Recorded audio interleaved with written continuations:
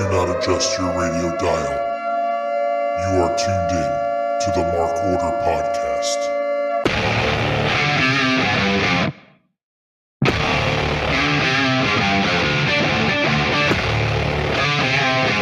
Join the Mark Order.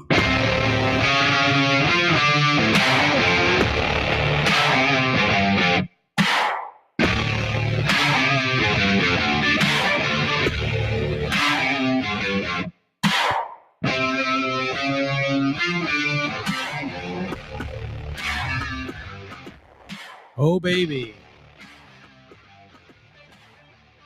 You know, Ryan, I feel like things are pretty golden tonight. I love that. Got a golden outlook on the future.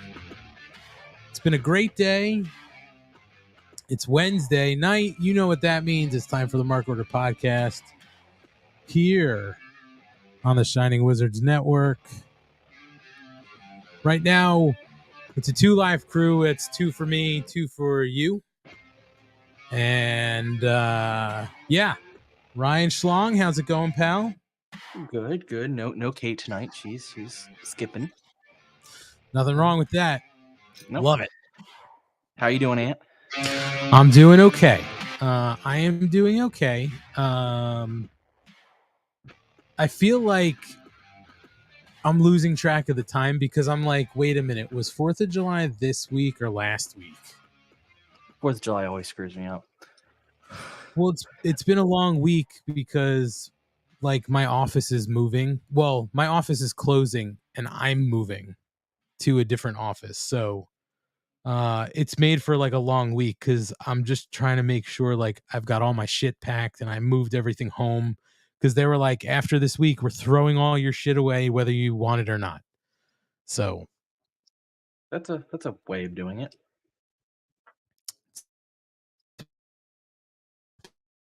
Been. You're cutting in and out there, Ant. Uh-oh. Yes.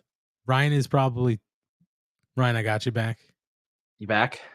Yeah, I'm back. I don't know what's going. It was you. Here's the weird thing. The weird thing is I've got nothing else streaming in this house. This is the only thing going on all the time. The worst thing is I've streamed at like 3 p.m. or like whatever time, no problem. 11 at night is when I have the issue. I don't understand why. I mean, they used to say like if other people on your block or whatever might be watching shit, it can affect your internet service. Yeah. That was like 20 years ago. What the fuck is happening now? Anyway, I don't know. Schlong, we said it. We're not going to dwell on that. We don't have Kate tonight, so for all you simps looking for Kate, she's not here. But she would want you listening to us, and I'm pretty sure that she would say, if you're not listening to the Mark Order Podcast on Wednesday night, you're not supporting women. So, thank you for listening and supporting women. So Anna, yeah, I think I have an announcement. Uh-oh. I was really worried. As you can see, I'm wearing a hat. Very unusual for me. And I'm like, I wish I could style my hair, but I don't have anything to style my hair. Except, what is this? You're frozen again, aren't you? Well, I'll keep going. Ant's frozen. I have in my possession a wonderful switch comb. And you could say to yourself, Ryan, you had a switch comb, but you very clearly broke it. Ant's catching up. I can see it. It's amazing. Oh, so man. I had a switch comb and I broke it. And I said, So if you're wondering, how did I get another switch comb? Yes, it's from Amazon, but I didn't order it. It arrived in the mail. Oh, you didn't? No. You know, it was Ryan, from very fella. Well, but I wish he was Ryan, here. My I wish bad, I knew because that fella. The internet is just. Oh. Can I tell you something? I heard what you said. I heard what you're saying. Mrs. Money's telling me I'm frozen, or I was frozen. But Mrs. Money, if you're streaming something, that's what's fucking me up here. No one's streaming as far as in the audience. Ryan, Ryan, what I wanted to say was you got your switch comb in the mail. Yes. So Ryan, I would also like to say that I arrived home from the office today to some mail as well. What did you get? I got some rumblers. And at first I was like, these can't be for me because it's CM Punk and who I believe is John Cena, but I can see him, so I'm not really sure if it's really John Cena. And Ryan, I don't know about you, but in my package, and maybe because I was frozen, I couldn't hear. Did you? Mine didn't. It came with a thing that said it's a gift, but it didn't say who it was from. Mine neither, but I was told if I'm here tonight, I might find out. Well, Ryan, I do have some news for you because I did do the work in the package to find out who sent the gift, and I'm assuming they also sent you yours. So it came with a barcode, a QR code, and I scanned it, and it said you can send a personal email to the person who got you the gift to thank them. Did you know that? I saw that. I didn't do it. I'm lazy. Okay, it's fine because I'm assuming it's all the same person. And I'm not gonna lie, Ryan. At first, I was like, this was supposed to go to Kate, and it came to me because whoever didn't know Kate's address. Like I was just assuming it was Kate's. Anyway, Kate. I scanned the code, and it said to send a thank you message, and it said, "Dear Asian Joe." Asian Joe's here with us. Boom! Hooray! Gift giver himself. And it's frozen again. This is lovely. Mr. Joe, how are you tonight? Doing well, and Merry Christmas in July to you both. I was very surprised and very happy. We're out of the bit, so I can say that I did know it was from you. I did actually read the thank you, and I saved it for the show. Ant's coming back again. This is just going to be the highlight of my night, seeing Ant come in and come out. Keep going, Ryan. Just keep going. Thank you, Joe. I heard Merry Christmas in July. Thank you. Yeah, Ryan, if I fucking freeze, just keep going because I have no idea what the hell is going on. I will, which also means I better pull up my notes from the show. Yes, please be prepared just in case. Asian Joe, welcome. I did play some applause, but I don't know if anybody heard it. We heard it. Asian Joe had the record scratch and everything. Perfect. I have my own intro prepared, so it's okay. Okay, good. Joe, welcome. First time here with us tonight. Thank you for joining. I think I'm frozen again. Okay, well, I'm not frozen, but that's good. So Joe, thanks for joining us. Actually, the funny thing is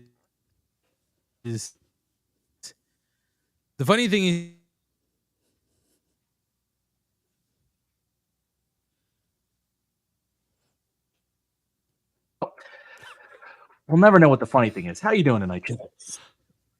I'm good. Now, we would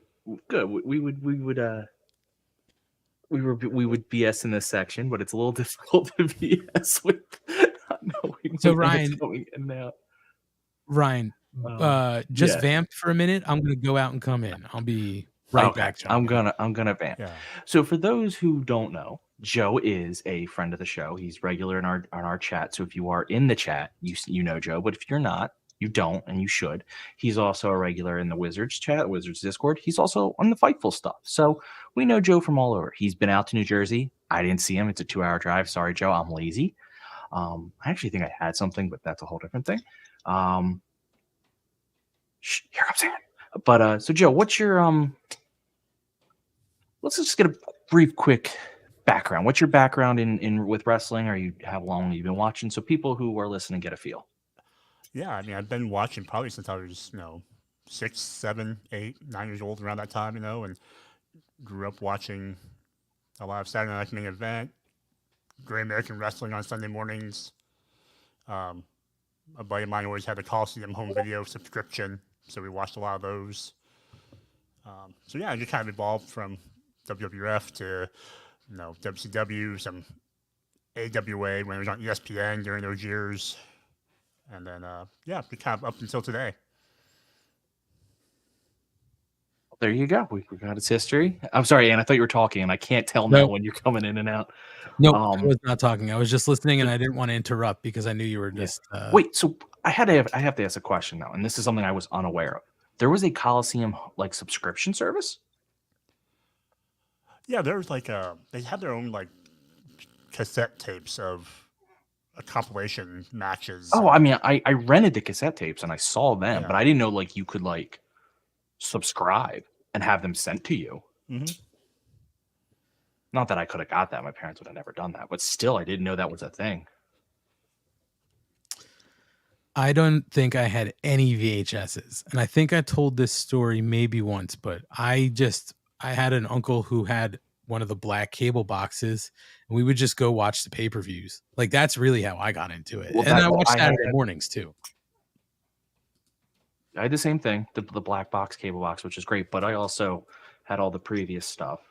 But I knew Coliseum, but when you would go to West Coast Video, which is by me, or you go to Blockbuster, you had to get something. And sometimes you went there and you're like, there's just nothing. And there was always a wrestling tape.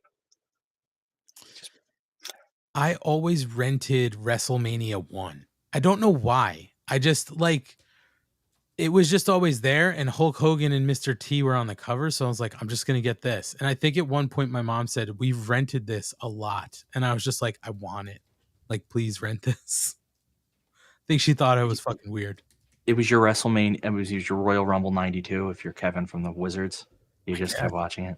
It's the only tape I could find. It was just in a random spot at the video. Royal Rumble '92 is also consistently the only VHS tape at my local grocery store, so I rented that.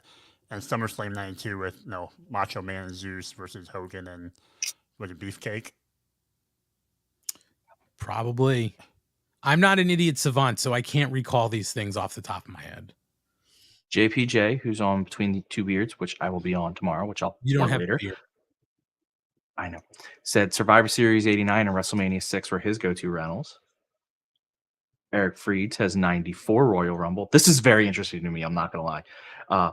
Marky Mark had the black box. So if you had the black box, let us know. Yeah. And if whatever your go-to was, again, I don't think I had a go-to event. It was my go-to when there wasn't a movie there, that I would just pick any of the wrestling things I saw. Well, I know Kyle K. Sparks says that SummerSlam with Savage and Zeus was 89, I think. We're all just too lazy to actually pull it up, and I'm not trying to surf the internet since my shit keeps crashing, so.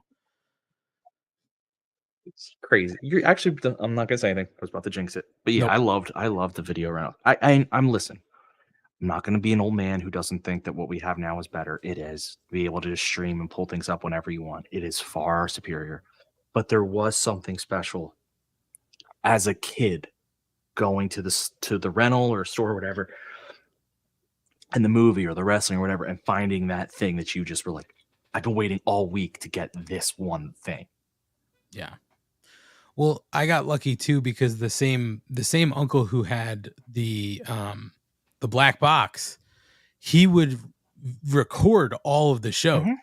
So if I went over to his place, I would just pull VHSs out of like, SummerSlam 89, Royal Rumble 1990, WrestleMania 3, WrestleMania 2. You know what I mean? Like it would just be like random shit I would be able to pull out of the home library, which was fantastic. Also, if I can back up for a second, because I think I was starting to say the funny thing before. Asian Joe, I'm glad to have you here. I want to finish the thought. The funny thing is I had you planned to be on before I knew anything was coming to my residence here. So it's just very funny that it arrived today. And I had it here to share on the air. My CM Punk, who I believe is John Cena. But again, he's visible, so I don't know if that's really him. Well, Ant, you did make a request when Kate got her Tyrus 2-pack that you wanted the CM Punk John Cena one, so I went and found it for you. Oh, I That's forgot I that's a said that. callback. I forgot that I even said that I would love to get the CM Punk one instead of Kate. So thank you, Joe. That's fantastic. I'm gonna hold this one over her head. It's really just a rib on Kate. Yeah. It's perfect. The best. And rib. Joe, I'm gonna say now, I really appreciate this. I'm gonna really feel bad when I break this soon because it's just what's gonna happen. I almost bought you a 4-pack. I mean, they're like $5. It's not exactly the most expensive thing that's ever existed. Ryan, but is that a it's better just- quality than the one you previously had? No, it's literally the same exact one that I bought. Okay. Which I'm glad because I would even if it would have to be like, titanium for me to not break it. So like, this is probably the better route. Just go cheap. Well, We next time we'll do- get you one of those flat top combs, those plastic ones that have like the little spikes on it. Oh You yes. remember those? Like you put like around your finger and kind of. Yes. When I had No. hair, that was what I used to love combing my hair with. Yes. So Ryan, it was a hand comb. And I had a blue one, Joe, and it was Ryan, it was literally you held it in your palm, like you put it around your middle finger. It had a little ring and you held it and it was just flat pretty much against your hand and you would just comb your hair with it. It was the best comb I ever had. And then one day the ring snapped and I had to toss it and I just never replaced it. Oh. And I want to establish Pluggo's lying in the chat, trying to tell us what his rentals were. For WrestleMania 38 and Great Balls of Fire, Blockbuster was already gone. So don't try that for me, Pluggo. I'm on to your game. Kyle K. Sparks is also adding here. I actually didn't rent any, but my dad's friends would buy pay-per-views and tape them. Survivor Series 87 to 88, Royal Rumble 92, WrestleMania 6, Clash of the Champions 1, a whole bunch of them. Those are some good events. So yeah, this is the bullshit section of the show, and things seem pretty good here. But Joe, I know that Ryan was asking you a little bit about your wrestling background, but you have a little bit of like a broadcast background too, right? Yeah, in college I studied journalism, so I did a lot of news editorial, print journalism, and then broadcast production, ranging from mostly video production. So, and then my first job out of college was really working at local like weekly newspapers. So. And you said you used to do I think a sneaker podcast or a sneaker YouTube show or something like that, right? Yeah, so like in my former life, I had a YouTube channel, and back in probably 2010, 2011, and had a little sneaker YouTube channel and did some interviews on that, and I think I earned one check from AdSense on YouTube. So Nice. I had enough, and I got paid $100 once. Hey, it's more than we've had. I think I still have about 2,000 subscribers on that dead channel. Send them our way. Holy shit, Asian Joe is Asian. Yes, Shining Wizards. Asian Joe is Asian. Only on the outside. Okay. I have a question for Asian Joe now that we're still in the bullshitting section, but it's a very relevant question. How Sure. did you get into reviewing cereal? The pandemic. And we should probably note that really quick. So Asian Joe, you do like now, is it just cereal or is it all sorts of snack foods? It's mainly cereal themed. So, cereal, sometimes there's cereal pancakes or cereal syrup or, some of those novelty things, but mainly just weird cereal.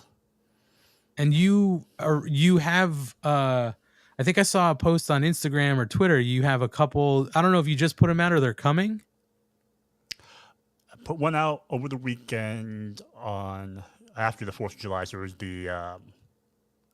it was icy cereal, the old the blue and red beverage that you get.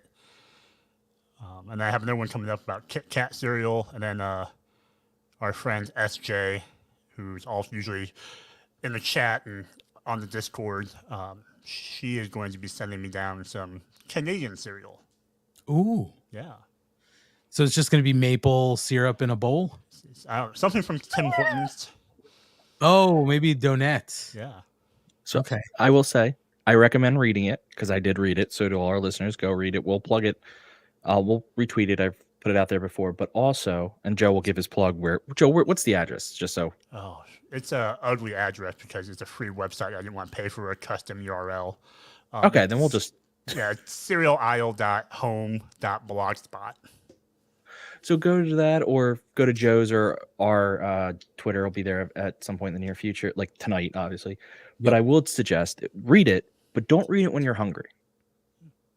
I read the icy one, and all I wanted was either the icy cereal or an icy. Now I do have to ask Joe. I didn't read it, but how was the icy cereal? Because I'm not gonna lie, when I saw the picture, I was like, that sounds awful. It wasn't bad. It was somewhere between like a Captain Crunchberry and Okay. like a Cocoa Puff as far as the texture. Sure. Otherwise, you know, a berry flavored cereal, and they advertise this cooling feature that when you eat it, it cools your mouth. So I thought, do they lace it with menthol? Like, what's going on with the cereal? Right. And there is this weird sensation that happens when you eat the cereal, and your tongue feels a little funky. I don't know if I'd like that. It's Now, different. is it better dry or with milk? Probably milk. It had a weird aftertaste eating it dry. That's. But it didn't matter. It's still. You said it tasted like icy. I love icy, so I was like, this is for me. Now, I'm not going to lie. I am not a fruit cereal fan. Like, I don't like Trix. I don't like Fruity Kid, Pebbles. you're not a kid. Well, that's okay. So then I don't like Fruit Loops. Like, I don't like the berry fruity cereal. I will do a chocolate cereal, although I don't need it to be like a sweet chocolate cereal. I actually like mostly like honey. I saw somebody in there, Honey Bunches of Oats, like Honey Nut Cheerios. Those are kind of like my favorites. I know that's very plain Jane, but that's sort of what I prefer. That's about my level of what I call like adult cereal. Is Honey Bunches of Oats, where Okay. it's still not very adult-like, but you know. I It's refuse to eat adult cereals. Give me goddamn Cinnamon Toast Crunch. But I will say, JPJ came in with a hot take. Captain Crunch Peanut Butter Crunch is the best Captain cereal.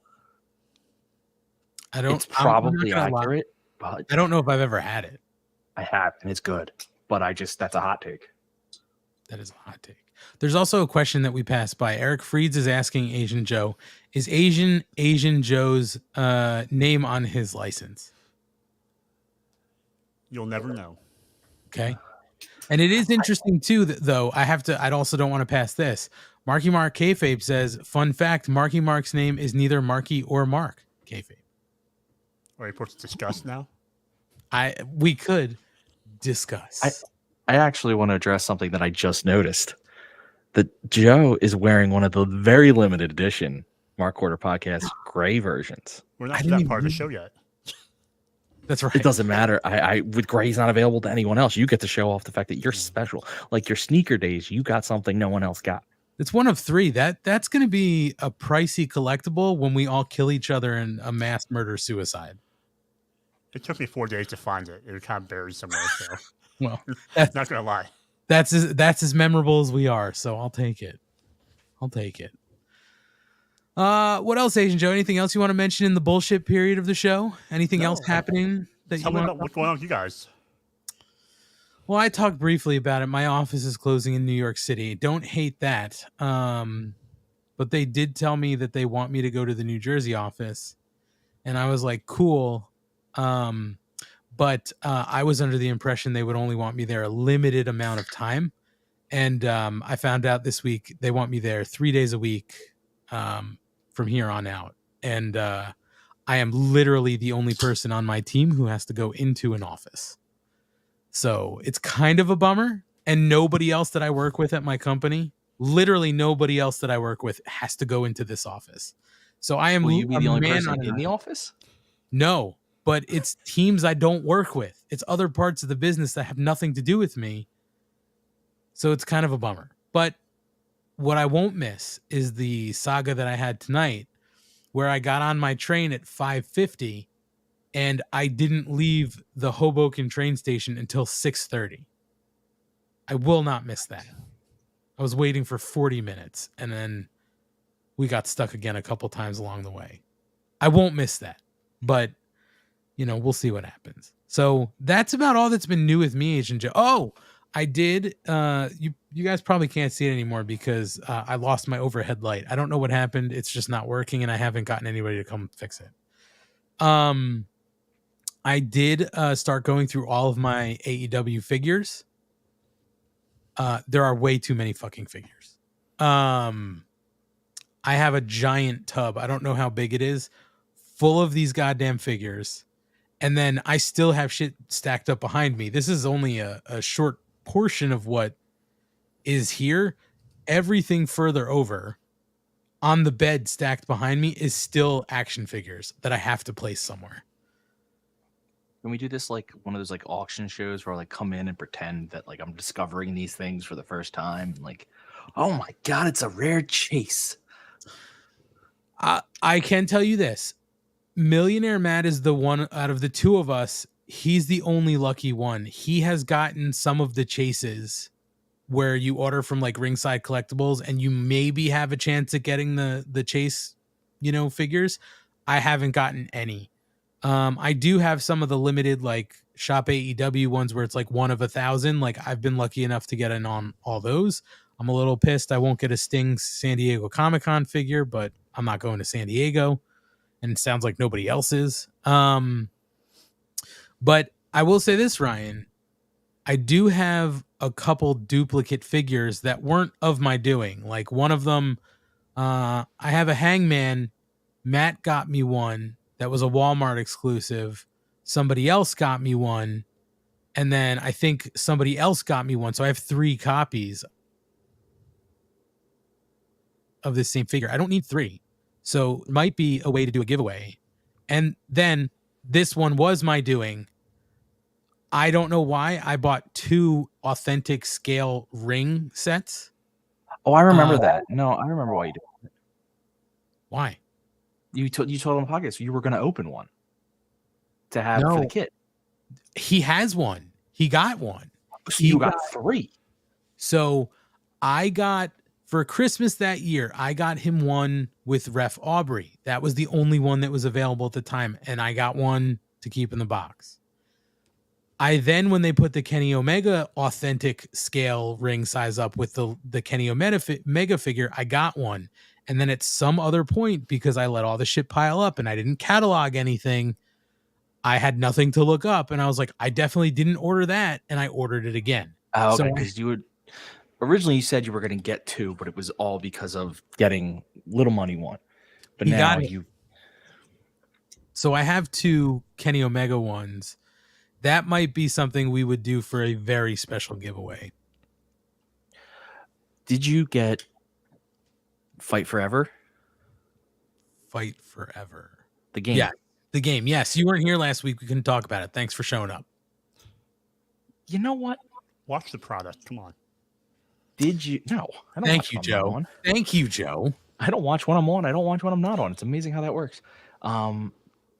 Did you get Ref Aubrey? So, I playing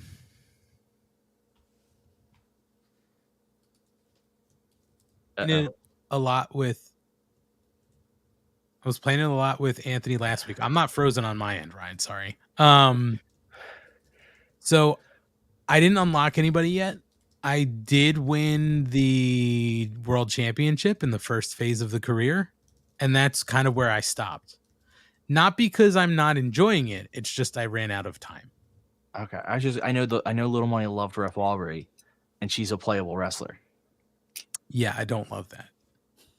It's funny. It's not a big deal. Much like real life, I don't like it. Asian Joe, do you have the game or have you played the game? I have not. I haven't played a video game since PS4, like early PS4 days. So yeah, I don't do that. I was tempted to, but no. Well, Ryan? I'll say this. Sorry, I didn't mean to cut. Okay. I will say this. Because Ryan, you talked about it because you played it a little early because you had the digital pre-order or whatever. You got in a day early. I didn't, and I was hoping to talk to you about it last week, but you weren't here. So, it is a lot of fun, and everything you said was absolutely true. Like, you can pick it up. and start playing immediately and not just get dominated. Like, you can just pick up button mash and get through the game. Like, that's a lot of fun. That being said, though, it does get super repetitive. They're gonna have to patch it with new things to make it not feel so repetitive. Like, they don't have to change all the gameplay, but like, Ryan, you played career mode, right? Mhm. It's Played it a couple times. just so competitive, or so repetitive. I'm sorry, competitive. It's just so repetitive. So realistically, like I said when we first talked about it, they need some kind of universe or something like that, GM mode, whatever you want to call it, where you can kind of like book your own thing at the same point, because that's how you kind of get around the repetitiveness a little bit, because you can create like, and you can even I think I forget which place did it, and I don't know if it was only for a specific thing, but you can even try to get like specific outcome, like career, GM mode randomized, where you try to get specific outcome of matches, like it's a challenge. I've unlocked everyone, so I've been playing it a lot. Owen is the hardest thing Paul White is the hardest person to unlock. Owen is the most monotonous because it takes 100 one-on-one regular exhibition matches. Oh, That took forever. Paul White is goddamn impossible because you have to play career mode as many times as you can just to get lucky enough to be Right. in his storyline. It's random, right? That's what I read. So you unlock Brody Lee through the storyline. You unlock Paul White through the career thing, and you unlock. I think you unlock the other just by winning it, but Brody Lee and Paul White are very random, like how you get there. Right. Paul White's, I won't spoil how you win these things, even though I don't think it's really spoiling to say how you get them. But I will say the Paul White one. So you get to his story, and then you have to beat him in 3 minutes. He's goddamn impossible to beat. Like the whole thing is, if you lose, you don't get to unlock him. So you have to restart your game every time you don't get 3 minutes. Like, you have to make sure it doesn't save. Oh, he can't be pinned. Yeah, he can't be pinned. Yeah, you just can't pin him. He's resistant to punches. You can't do a move on him. The key is basically to get outside the ring and get him in a count out. Wow. It is the hardest thing one of the hardest challenges I've ever had in a video game. I don't understand where it came from in this. Well, Ryan, and you said that was for who? Paul White? Oh wait, Marky Mark got him. Yeah, Marky Mark saying I unlocked him second playthrough. So get on that. Did you unlock him your first try, or did you have to lose a couple times? Because the playthroughs are different than tries. Like, I got Brody Lee on my second playthrough. Like, he was the way I got to unlock. Scott George is also saying that's one night of wrestling for TK. Agreed. Yeah, but it's JPJ said in there, it's fun. There's just nothing to it. That's 100% what it is. It's a fun game. Like I told you, I think you and Little Money probably have a ton of fun playing it because it's so simple. He loves it, except for when he wants to fight a tag team on the same team, and then he goes away, and I'm like, I can't win without you. You have to be here to break these pins up. Like, I actually will give the game credit. If you're playing tag team solo, it's far better than WWE 2K. Mm-hmm. Because you actually have a chance of your guy stopping the other team from running in, which I felt like in WWE 2K never happens.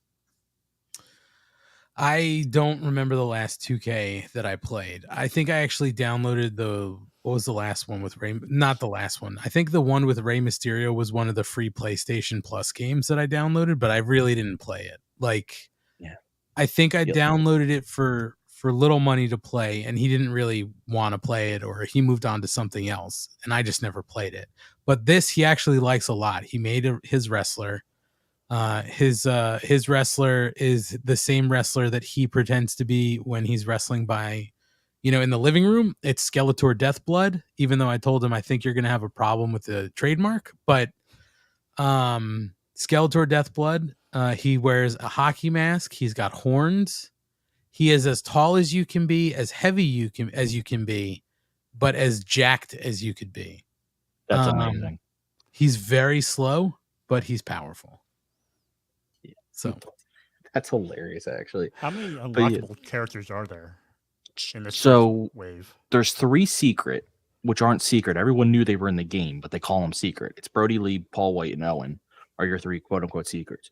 You can, if you play enough, every time you win a match, you earn money. It's fake. So like you don't have to play, you can't pay to get these guys. But if you pay you know, the money after winning matches, you get Cody, Ref Aubrey. They're the 5 that I've encountered. If you bought the DLC, Dash and the Cash and Dax are automatic. You don't have to unlock them. So it's not too bad because I hate unlocking wrestlers. I think it's actually an annoying trope. Like, just give me the guys I want to play as. But at least they don't make you pay to do it. Like, you just have to consistently, like 100 matches is a lot. Luckily, I use this game as like an unwind thing because there is no thought to it. Yeah. That like you just go and you play a couple matches. Yeah, there's Marky Mark said it. There's 50 playable characters, right? Yeah, and Dax and Cash, anybody can buy them. It's not like you had to get the elite pack. It was just that if you bought the elite pack, they're included, you know, on the day of purchase or whatever. You can download them when they become available. But like when I turned it on, like the 3rd or 4th day, like on the PlayStation, if I went down, it was like, oh, buy, you know, the first, you know, pack of wrestlers or whoever, and it was, you know, basically it's going to do the same thing you did. You could play Cash and Dax, but I haven't bought anybody yet. I've just been racking up coins. And then I think I bought like 2 jackets for, you know, Skeletor Deathblood, neither of which got used. So I was like, well, that was a waste of money. But you know, there's a couple weird quirks in the game. And that's anyone playing it for whatever curiosity. Kenny Omega actually has like 3 outfits he can wear. Yep. But you don't know that until you actually go into his editing of the character and go to his presets and create new presets. Yeah, I did find weird stuff like that. Like, you should have the ability just to change their outfit in the option screen. Yeah, but if you haven't gone to their editing section yet, you don't have that ability. Also, it's really annoying that you can't change the color of someone's gear because, like, Adam Cole wears the same gear all the time. Just change the color, like, and you'd be having. But other than that, it's a lot of fun. Like I said, I will never deny that it's just a fun game to pick up. They just need to add a few things to make it. Yeah, for sure. For sure. Well, Ryan, before we move on, because I feel like I dominated that section. What's new with you? Anything new with you? So for once, yes. I am going to plug. I'm going to plug here. Oh, boy. I'm going to plug at the end. Oh, God. No, it's this is actually something. What'd you say? He's plugging himself. Ooh. The 2 of you. One, he's taking a shot at me not leaving home, and you're saying I'm plugging myself. You guys are just rude. So if you've been following the Mark Order on Twitter, I've abused my power there, though I've called it out that it was me every time. I, on my other side, and it's got its own thing going, started a history blog because I am trying to become a historian. Okay. So what was that? Oh, God. You're becoming a revisionist historian? I didn't say revisionist. Joe, you heard that, right? He's rewriting history. That sounds like something a concerned citizen would do. Yeah. That's its own blog, and I can't answer to what's said on there. It's on 4chan. It's a whole thing. So I would ask anyone who's a supporter, if you have any interest in history, it's very quick reads. I'm not looking to, weigh you down with tons of details, just to basically almost like if you were to hit random on Wikipedia, you get an interesting article that someone picked for you. It's hereforhistory.com. That's the blog. And it's, _ here for history on Twitter. And I'm going to see if I can do more. I'll probably expand, but just something I'm trying because that's a goal of mine in life. So, I will still obviously mostly run out of the Mark Order because wrestling is what most people chat about. No one wants to actually chat about history. But if you want to chat about history, I will engage you on that one. Yeah, don't bring history to the Mark Order one, please. Unless it's about wrestling. I mean, I guess. But you heard it here first. Check out Ryan. Support Ryan's. What was it, Ryan, again? Hereforhistory.com. Hereforhistory.com. Check it out. Ryan is rewriting history. He's revisioning history. So check it out and see what he really knows happened in the past. You'd be surprised what I'm going to write. Oh, it is. Fire doesn't melt steel beams. Oh, man. It's shocking.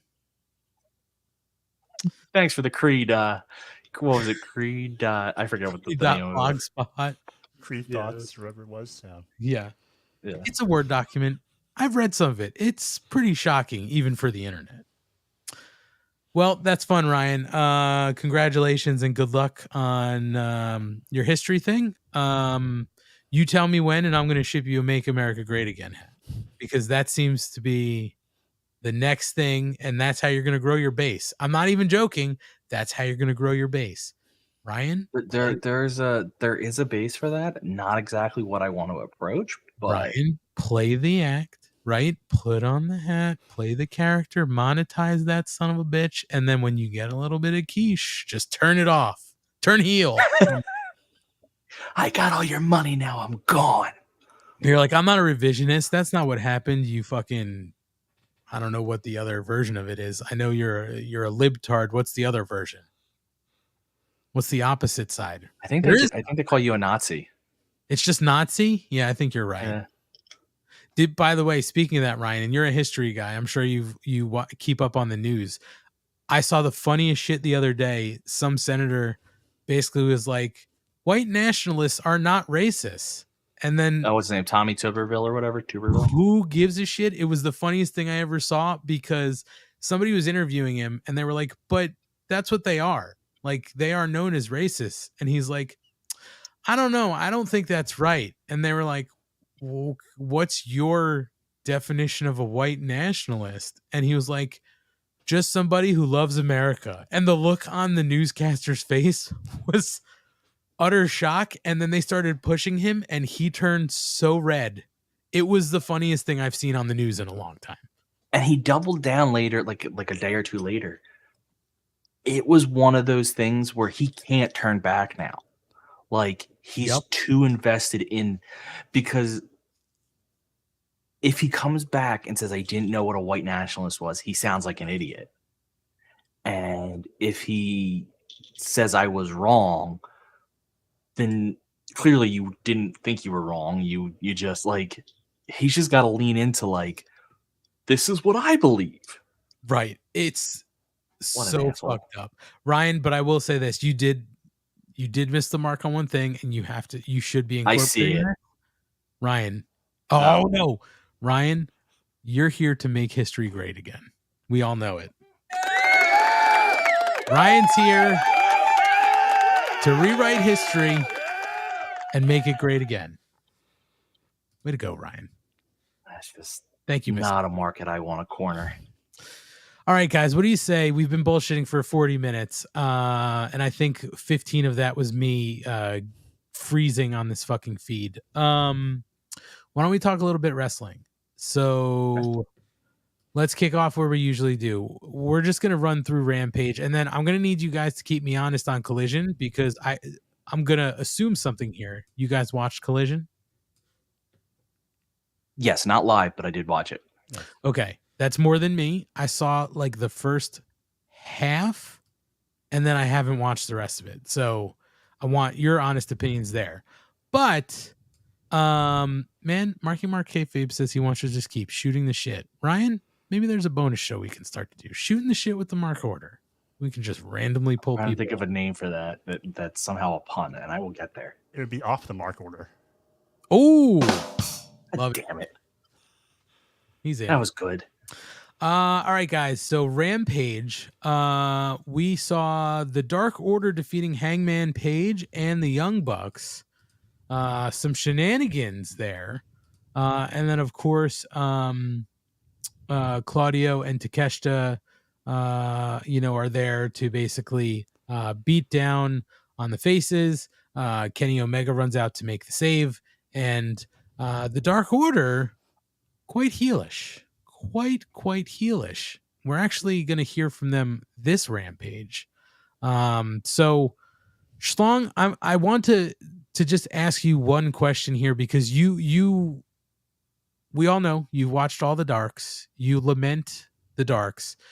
Asian Joe, if you ask me, he's going to rewrite revisionist history on the Darks. That's coming. You just wait and see.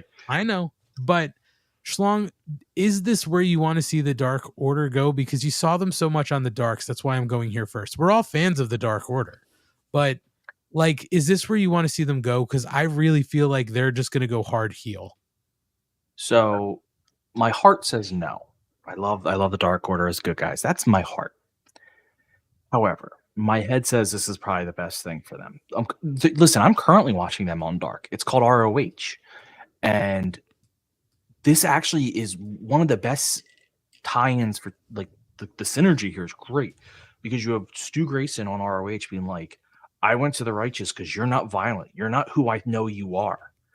And now on on AEW, they're like, everyone's leaving us. We're done. We're sick of this. We're going to be violent again. So it's this two stories that are actually one and the same. It is the best thing for them because I don't want them to go away. I want them to rebuild to be back to being a fun, not just fun in terms of goofy, but like a good one that you get to see regularly and they're competing. And it ties a bow on the basically entire story of Hangman with them. It's not where I want it to go. What I think they've done well is that they're not exactly right in what they're claiming, but they're not wrong either, which is the best way to tell this kind of story. You can't make them 100% wrong, can't make them 100% right because it just doesn't work. So yeah, it saddens me, it breaks my heart, but it's the way it has to be. And Joe, I mean, what are your thoughts on the Dark Order? Because I see like it makes sense as a team who essentially has been like some of their closest allies essentially in their eyes turn their backs on them. Hangman Adam Page pretends like they were never anything, and Stu Grayson turned his back on him after returning. So it's like it all makes sense, but is it where you want to see him go? I don't know if it's where I want to see them go or not, but I think it's where they have to go because I feel like through a lot of the storytelling on AEW and other wrestling, it's when people are hit that low point, that rock bottom, and they're searching for purpose and looking for, how do we get this edge back? How do we, find ourselves again? And it's easily tempting to go like take shortcuts and be ruthless and, be aggressive again. So I think it's just natural for them to go back into that. And I saw some notes about an interview with Preston Vance talking about how, they really were kind of forced to turn babyface once Brody passed away. Right. And, so it really kind of changed the dynamic of the Dark Order and like how you get back to being that heel stable that you were before. Yeah, I mean, I get it. Like, there's no way after Brody passes that you can stay shit heels, right? Because everybody sympathizes with the situation. And they were sort of like going in that direction anyway because of BTE. So, like, you certainly lean into it, and they got all of the juice out of it that they could. I think people still like them as faces, but this story has to see them turn heel. And I'm with Ryan. Like, you need to see them be violent in the ring. Like, even as faces, they do some violent shit in the ring. Like, all of the tandem offense that Reynolds and Johnny Hungy pull off is violent, are violent move sets. So to see them work heel with it, I think is going to be great. But I just, like, I'm with you too, Ryan. Like, we have to see this turn into something, right? Like, they deserve to have this turn into something for television, not just for internet. Agreed. All right, moving on. We get QTV to celebrate Johnny TV's arrival. Sammy Guevara and Daniel Garcia defeat Matt Hardy and Jeff Jarrett to advance in the Blind Eliminator Tag Tournament. We all saw that one coming. I did a math on that match of like, Hardy and Jarrett's combined age is 103. Oh. And Sammy and Daniel Garcia were like a combined age of 53, and Jarrett alone is 55. Oh God, that is shocking. There's your Asian math segment for the night. Doing that goddamn soundboard. Listen, it was the only thing. I don't have anything else here. I haven't loaded any other sounds yet. I've got to really work on that. I've got to find the time. That's shocking, but the I think the thing that we didn't think it was going to be a surprise with the turnout, but afterwards, Jarrett and the crew put their boots to Matt Hardy. Brother Zay runs in to help, but Satnam Singh takes him out, and then Ethan Page runs out, and he does better than Zay. He prevents the El Kabong. So it's interesting here. The reason I bring this up is because we're seeing some of these role reversals, right? Like we see the Dark Order starting to turn heel, and I feel like at the same time we're seeing Ethan Page turn face. And I had it in news and notes, but there is apparently I haven't watched it yet, but there is a like a mini doc that they put together for Ethan Page, like a video sort of online video thing they put together that people are saying really like helps make him look makes him look good, and it's really sort of pushing him face because he's so popular. He's been very popular in Canada, and he's really hasn't been doing anything. So I'm going to put the same question out there. I'll throw it to you, Joe, first. Joe, interested in seeing Ethan Page turn face if that's where we're going? Absolutely. I think he hasn't had a really solid face run yet in AEW, has he? So I think based on, especially like we were talking earlier about the Dark Order and on BTA, you talked about Ethan Page and his vlog content and things like that. I think him being kind of that scrappy face who's willing to stand up to people, and I think that'd be a good turn for him. Schlong, same question to you. Are you here for a Ethan Page face turn? Yes, very much so. He's a great heel, but when you've butchered the heel run so much, you kind of got to go a different direction. And truthfully, he was becoming a face even as he was a heel with Hardy and Zay because they were so funny together. I think he's so likable and he's so good in the ring and he's such a complete wrestler. Give him a shot. Let him be the face. I think he could really be someone you could put a belt on at some point. Like I think he's a great decision to go face, especially because again, they've kind of wasted his heel potential for right now. You can always go back to it, but for right now, it seems kind of like you're out. Well, if you're interested in seeing it, AEW did put it on their YouTube. Excuse me. They do call it an AEW mini doc. It's called All Ego Ethan Page Comes Home. And it was about him, basically in Hamilton at Collision. So it is out there. Check it out. But it does look like he's going face. And I'm with both you guys. Like, to be honest, I don't care if he's a face or a heel. They really need to do more with Ethan Page. Like, he's very talented. And it's a shame that he doesn't get more time on television. I love the fact that he got a match with MJF. Even though he lost, he didn't come across, poor in that showing. So I'm there for it.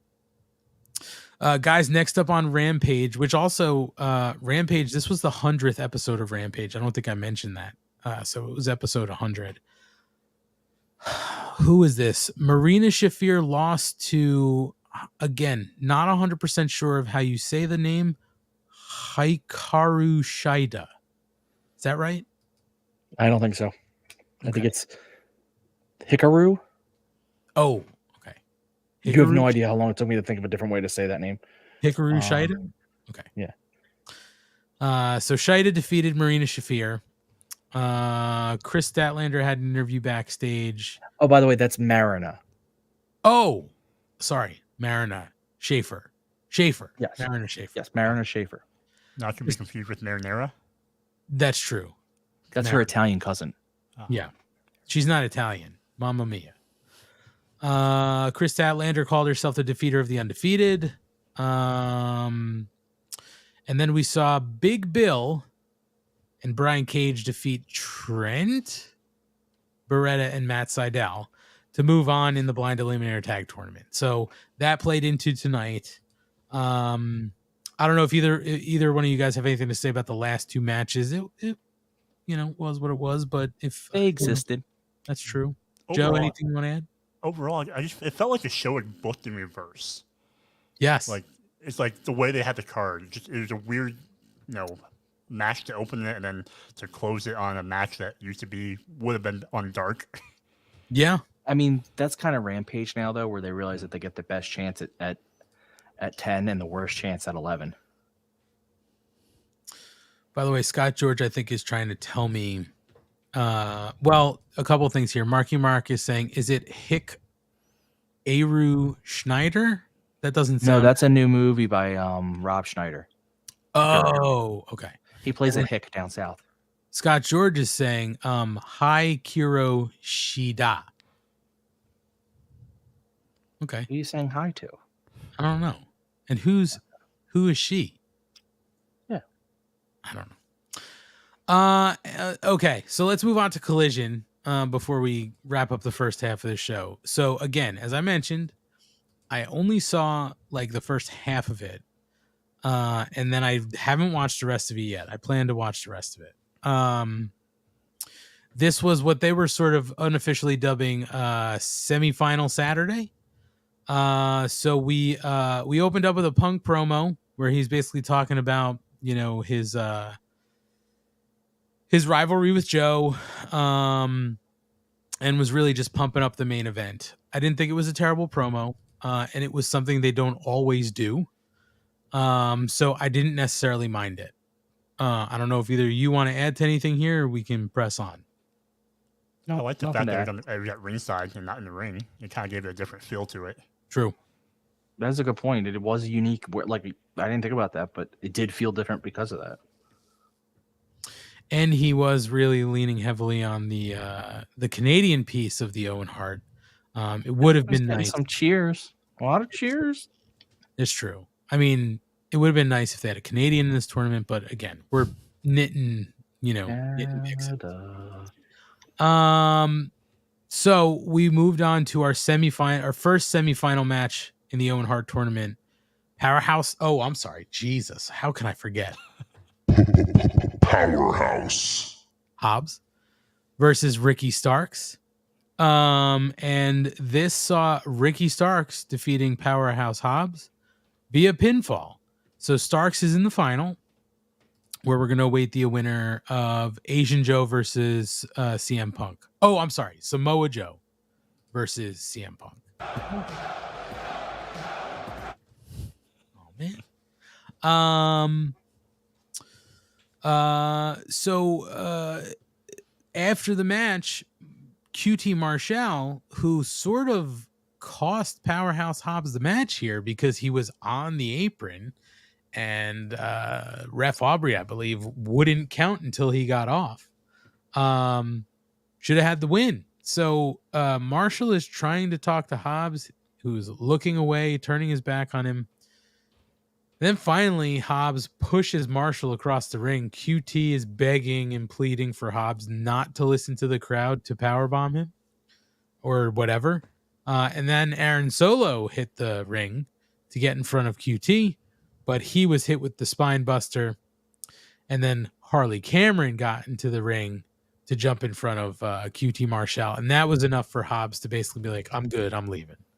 So, I mean, they didn't officially say they split him off, but I mean, seems like it. And Schlong, is, as far as you and I are concerned, I think we're good with that, right? Like, we didn't want to see this long term. Oh, this was working so well. I loved it. It was amazing. You have this killer, and let's just have him be with a comedy group that I legitimately love the comedy group. But yeah, let's just team them up because that's working so well. Yeah, no, this was perfect. The match was great. Ricky Starks is a stud and a star. He was the one to win this, but the match looked great. I'm so glad Powerhouse seems to be on his way out with QT's crew. Powerhouse's spinebuster is amazing. I really love his spinebuster. He gets the full torque. So and he looks jacked anymore. See, that boy, whew, he's in good shape. So yeah, this was an awesome match. The right guy won, but it also had the right outcome for the loser, where he seems to be progressing positively. As usual, it's just funny. Kate's not here, but she's in the chat. My God, priorities. She does say typical positive Ryan, which is true. Some people would say Ryan's almost like a robot who's basically just being like, I love it all. I just Sorry want, that I like to enjoy things, guys. I just want to see wrestling that I love. I love it. I don't hate anything. Don't stab me with the switch comb. okay. Joe, anything you'd like to add here? No, I agree with kind of positive Ryan and that the match served two purposes for moving Starks along and then setting up something with Hobbs finally, whether or not they turn him face or they just make him a heel versus heel situation. The match itself was fine. I thought it picked up really after the picture-in-picture. Kind of the second half really kind of carried the match. But yeah, other than that, I don't have any complaints. Yeah, I thought the match was great, and we're gonna see who he's gonna face later. We get a Miro promo, basically saying, "I'm gonna walk the righteous path and be what God was not," and he thinks he senses a big battle coming, one we've all been waiting for. Any thoughts? What he's talking about here? Anybody? Joe, I'll throw to you first. I don't know what he's initially talking about, but I stopped listening after he talked about his double jointed wife. Yes. I just love when he kind of like inserts these little liners about his wife, and yeah. So after that, I don't remember. Your brain just starts running wild. I know how it goes. Schlong, any thoughts on something we've been waiting for? A big battle.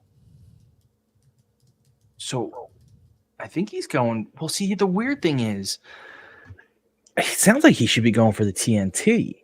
Maybe he's going for the heavyweight. Maybe the devil is meeting the Redeemer. I still call him for that, but either way, the only reason I don't think he's going for the international with Orange Cassidy is Orange Cassidy seems to still be in some weird feud with Swerve based on tonight. So, like, we'll see. There's listen, they're doing something with Miro, and I'm very excited with it for it. And I'm glad that he's pushed aside his double jointed wife. We all have our temptations. I mean, I wouldn't push her aside. That's for sure. I mean, I'd probably pull her closer. I'm just saying. I'm motivated, I guess. Yeah, I mean, I could see MJF and Miro. I And like that idea better than him going after the TNT title because we've been there too many times already. Yeah, and I'll expand on that as we get into Dynamite because now it makes sense. I can see how that can go. We'll talk about it. We'll get there. Stay tuned for the second half.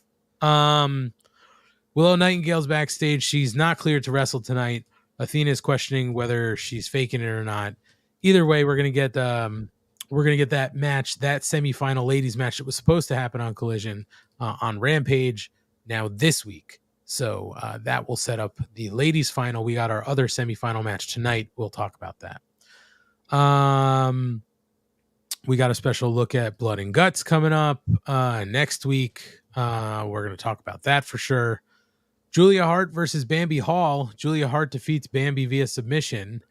And then we see Malachi Black wondering why Andrade, who wears a mask, is telling him not to wear one. Black is going to teach him how, to be more successful. And together they will cut the last vein pumping blood into the heart of lies he tells himself. The world will see how truly great Black knows him to be. So Andrade is then interviewed after that video package. And he says he's a businessman. And he asked, "Do you think I hide behind a mask? I am not a coward like you. My mask is everything to me. It's about my family, about my culture, about my country, all about all Latin people. And when he takes his mask off, it's time to fight, time to win." I will say this. At first, when I saw Andrade's promo, I was like, I didn't love it. And then I saw it again, and I was like, I actually love it. because at first it seemed like he was searching for the words or making sure that he was getting the words out correctly. Because I think in the past he has said some things where he's gone maybe a little too quick, and some of the things get not mixed up, but it doesn't come across the right way. Like he sort of sends a different message than he was intending. And I actually liked it because even commentary said it. I didn't catch it the first time, but commentary said Andrade speaking slowly so that Malachi Black hears every word of what he's saying. It did make it feel super important. Like he's speaking slowly and clearly right into the camera. So there is no mincing of words. On second take, I loved it better than the first. But I'm just interested in seeing what is going on here. I don't need to see Andrade join this faction. I think we're going to get LFI versus House of Black. But do we like where this is heading? I'll throw it to you first, Joe. First of all, we're going to say LFO. No. Okay. I thought you were going to slip and say LFO. I was going to say Girls LIJ. that wear Abercrombie and Fitch. You take him if he had one wish. Anyhow,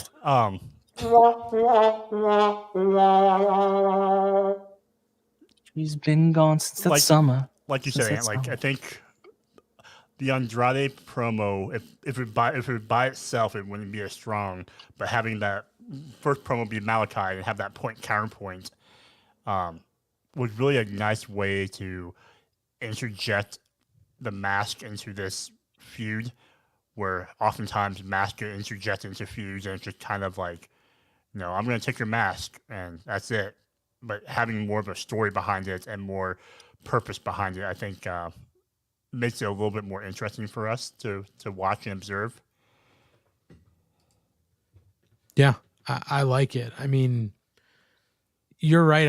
I wasn't even looking at the point counterpoint sort of juxtaposition of Malachi's promo against Andrade's. Just like I said, the first time I saw Andrade, I was like, it just didn't seem like it. Not that it didn't fit. It just seemed disjointed. And then again, like I said, maybe I just wasn't paying attention the first time. When I saw it again, I was like, this actually is really good. Like I really enjoyed it. I did have a non-serious moment when I was watching it and thinking when he was talking about wearing the mask and how he wears it everywhere other than when he's in the ring and he takes it off to fight. I had this image of him doing everyday chores around the house with Charlotte wearing the mask, like going to the grocery store wearing the mask, going to the bank with him, like, doing yard work wearing the mask. Mowing the lawn. Yeah. Imagine being his neighbor. Oh, great. There's a mask guy out there again. Schlong, what do you think here? What do you think of the Julia stuff was what it was. She was clearly filling Yeah, time. I mean, that was a fill-in match. I love Julia Hart's presentation anymore. The fact that she sings along to her song, I think is the greatest thing they ever added. And it's so subtle, but so creepy. The dueling promos were awesome. It's weird that Andrade came back as a face, and that's not an insult to Andrade. He's just so good as a heel. It's like almost surprising that they would put him, but it's working. I don't think this is leading to him joining, the House of Black. I think this is I think that's the mind games that Malachi plays, that he's going to get in everyone's head. I do think it means the LFO comes and sings some songs, and then we have a good match. But I'm very intrigued by this. This is a good story. It was a great way to bring Andrade back into a real feud with some great, and it keeps House of Black in something because they needed something to sink their teeth into as well. Yeah. And I'm interested to see where it goes, but at the same time, I don't want to see them move too slowly with it. You know what I mean? Like I want them to keep this moving and let's sort of figure out where it's going. Like I hate when they quickly burn things where it's like week 1 is sort of here's what we're setting up, and then week 2 we're already blowing it off. Like I hate when they do that. I think they're moving at a good pace now, but don't slow down. Like just keep moving, and I think they'll be good. Well, I think just that's to me always been the problem. Though, is like when now they have 2 shows, so we're spreading talent out more. But when you have all this talent, you can slow burn a story and not feel like it's taking forever, because all you basically do is just every other week it or every few weeks it. Like next week you don't have Andrade and House of Black on. That way you just don't tell the story that week, and then the following week you do. Like you can you can slow roll it without people being like, oh, this is dragging. When it drags is when you keep seeing the same stuff over and over and over again. Yeah, I mean, I agree with you, Ryan. I think they're moving at a good pace. I really just don't want to see them slow down. You know what I mean? Like, I don't want to see them take a week off with this because I think you lose that momentum. I'd like to keep it going. Moving into the next match, it was our JP Loves Gaming. Go ahead. The LFO lead singer did pass because that JP Loves Gaming says LFO lead singer passed, I believe. I'm pretty sure too. And Well, take him back if I had one passed, wish. another member passed, and then another original member passed. Jesus Christ, are they cursed? Because one guy got replaced before they made it big. So Joke's why I on know you. this, I have no idea. We know it's because they're your favorite band, but It's summertime. That is true. It is summertime.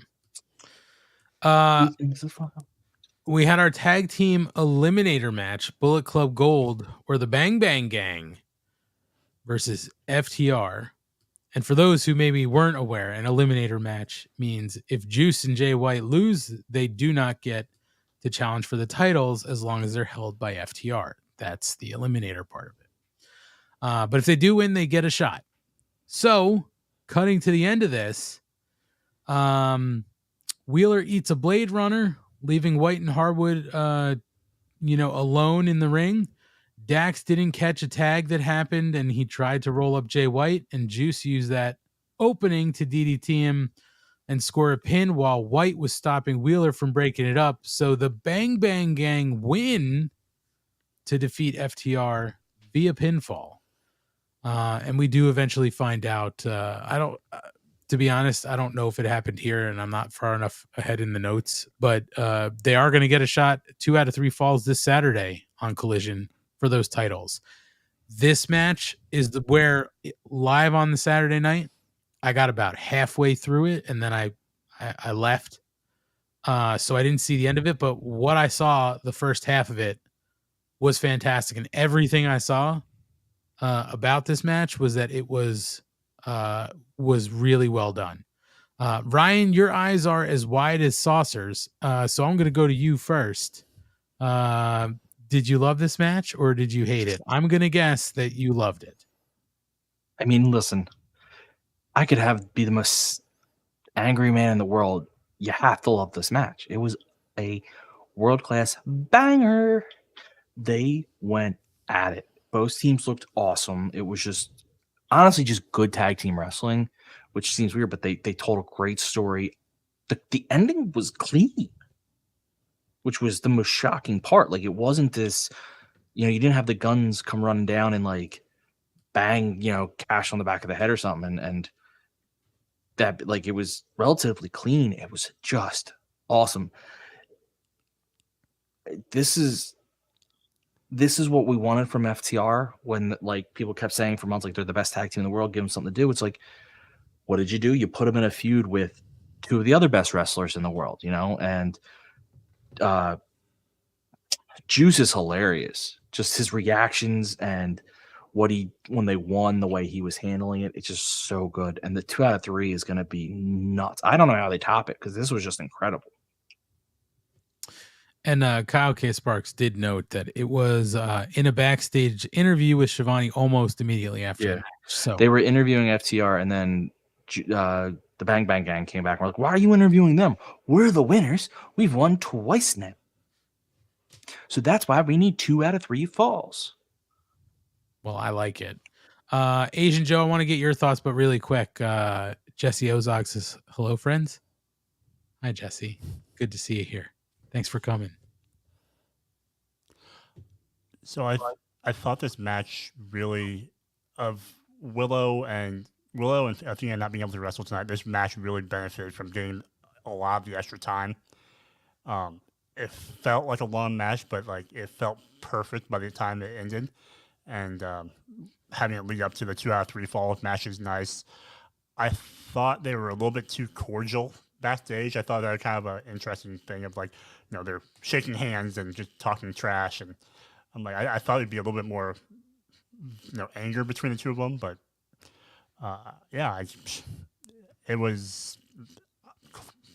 I don't know. I think it might have been the match of the night, I guess, over Punk and Joe. So Without question, I think. yeah, Yeah, that's a lot of what I'm seeing out there is people are saying, I know Punk Joe was, your main event, but I really do feel like I'm seeing a lot of stuff out there saying that this was the match of the night. yeah.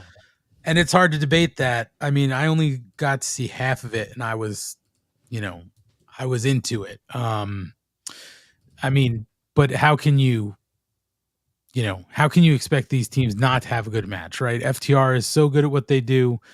Jay White is very good at what he does. And I think, Juice is a sleeper. Like people don't, I think there are a number of people who don't think Juice is as good as he is, but Juice is a very good wrestler. So I'm looking forward to 2 out of 3 falls. That's going to happen on Collision. And, Gordon Post brings up a good point. Why is the tag title match going to be on Collision and not on Battle of the Belts? That's a great question, but they could easily give this match the whole second hour.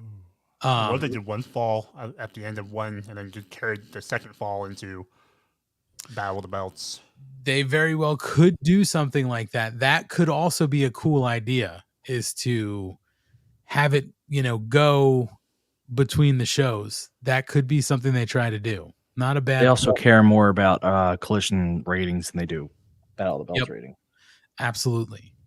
We do get the news that Shawn Spears is challenging for the TNT Championship at Battle of the Belts, so we at least know we're going to get a TNT shot during that show.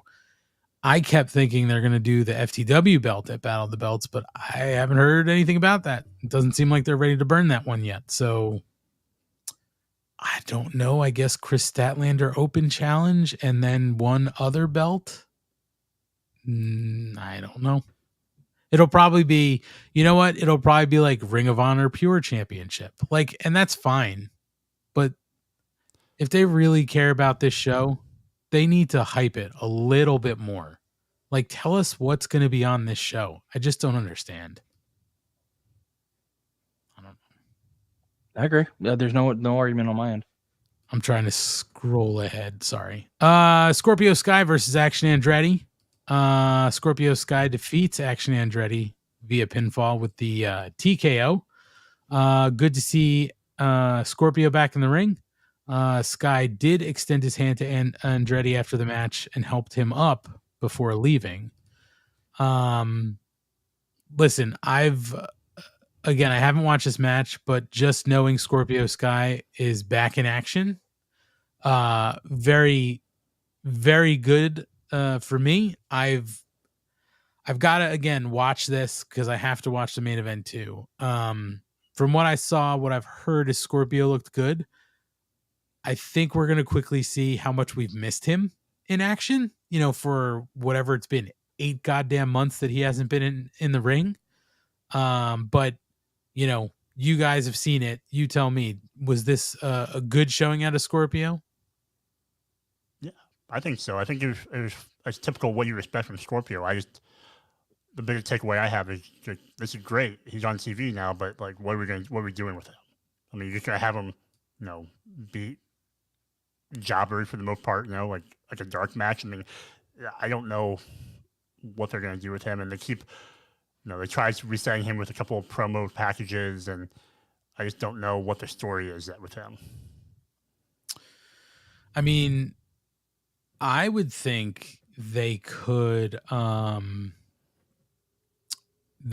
give him the international title. They can build up something there, but we have to obviously get past. Well, they did just get past the. We'll talk about the blind tag tournament, but there is the possibility that you can ignite that. But I don't know because Scorpio's just getting back in action. He's been in his promos lately being like, I'm going to quickly show you who I am and what I can do or whatever he's been saying, right? And then snap his fingers. That could be something to do to him. I don't think he needs the TNT title, but maybe the international title could be something to do. And I'm not even joking. Who's the TNT champion, guys? Christian. You guys are wrong. It's Luchasaurus. Anyway, I'm sorry. Do you have a picture of Luchasaurus with the belt?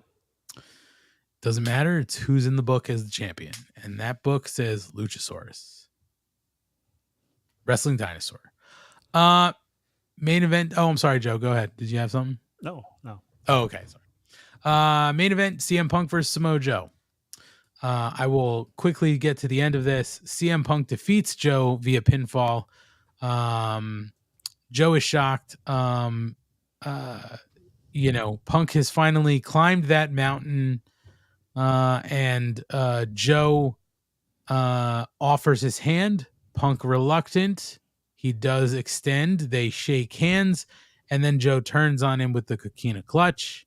Joe is screaming, "I've always been better than you." He went to grab a chair, but FTR comes to protect Punk. And then Starks comes out, and we're slowly sort of walking and stopping at the top of the ramp. And then Punk sees Starks. Ricky walks off, looking, back as he goes. And, that's it. Fade to black. So we're going to get CM Punk versus Ricky Starks in the final. I know who I want to see win this tournament, but I'd like to throw two things to you guys first. One, did the match live up to the hype? And two, now knowing who is in the final, who do you want to see win the cup? I'm going to give it to Joe first. All right. I will say I want to see Ricky win the cup because I think it does more for him. And it builds more storylines for Punk going forward. Because you keep talking about wanting to earn it and really playing up this. I want to do it for Canada. I want to do it for Owen. So I think Ricky is the logical choice to win it. The match I thought was good. It's not going to be as good their trilogy, obviously, because 15, 18 years later. But I thought they hit a lot of good parts from those matches in this one. And one of the spots that kind of was a nice callback was, when Punk would put in the chair on the outside and Joe comes running with his foot to his side of the face. I think that would call back to their first match. And then like what you said at the end there with how it kind of quickly ended with a roll-up, I think just gives us so much meat on the bone to tell this further down the line when Punk gets past some other things. We can revisit this and it'll be an even bigger thing. Maybe we do it on ROH. That'd be interesting. I mean, Joe holds a belt in Ring of Honor. So there are some stakes for Joe if he thinks he's better than CM Punk still. But Schlong, let's get your thoughts first before I give you my thought on the final. Who do you think should win, and did the match live up to the hype for you? Well, the match didn't have as much hype for me as it did for like Cade or Kyle K. Sparks in the chat, or probably Matt, who was on this podcast at some point. Because I don't have the ROH history, like I'm a more recent ROH convert. I even put it out on there on Twitter, was basically asking people like, what am I looking for? Like, what are the callbacks? But it was a really good match with a lot of story. I like how it went down. It could have easily been bad, and that's not an insult to either guys, but you have two guys that are a little older. They could have very easily tried to relive the glory days in a bad way, like thinking they were the same guys, and they're not. But I feel like they told the match that fits perfectly, that they're both in their 40s now. They have a lot of experience. They've won, championships. They're legends. I like the way they beat Joe because Joe still looks super strong. Punk doesn't look weak because that's how you beat a guy like Joe, but Joe looks super strong. Punk looks dumb for shaking Joe's hand. I mean, you should know better. Joe is Joe.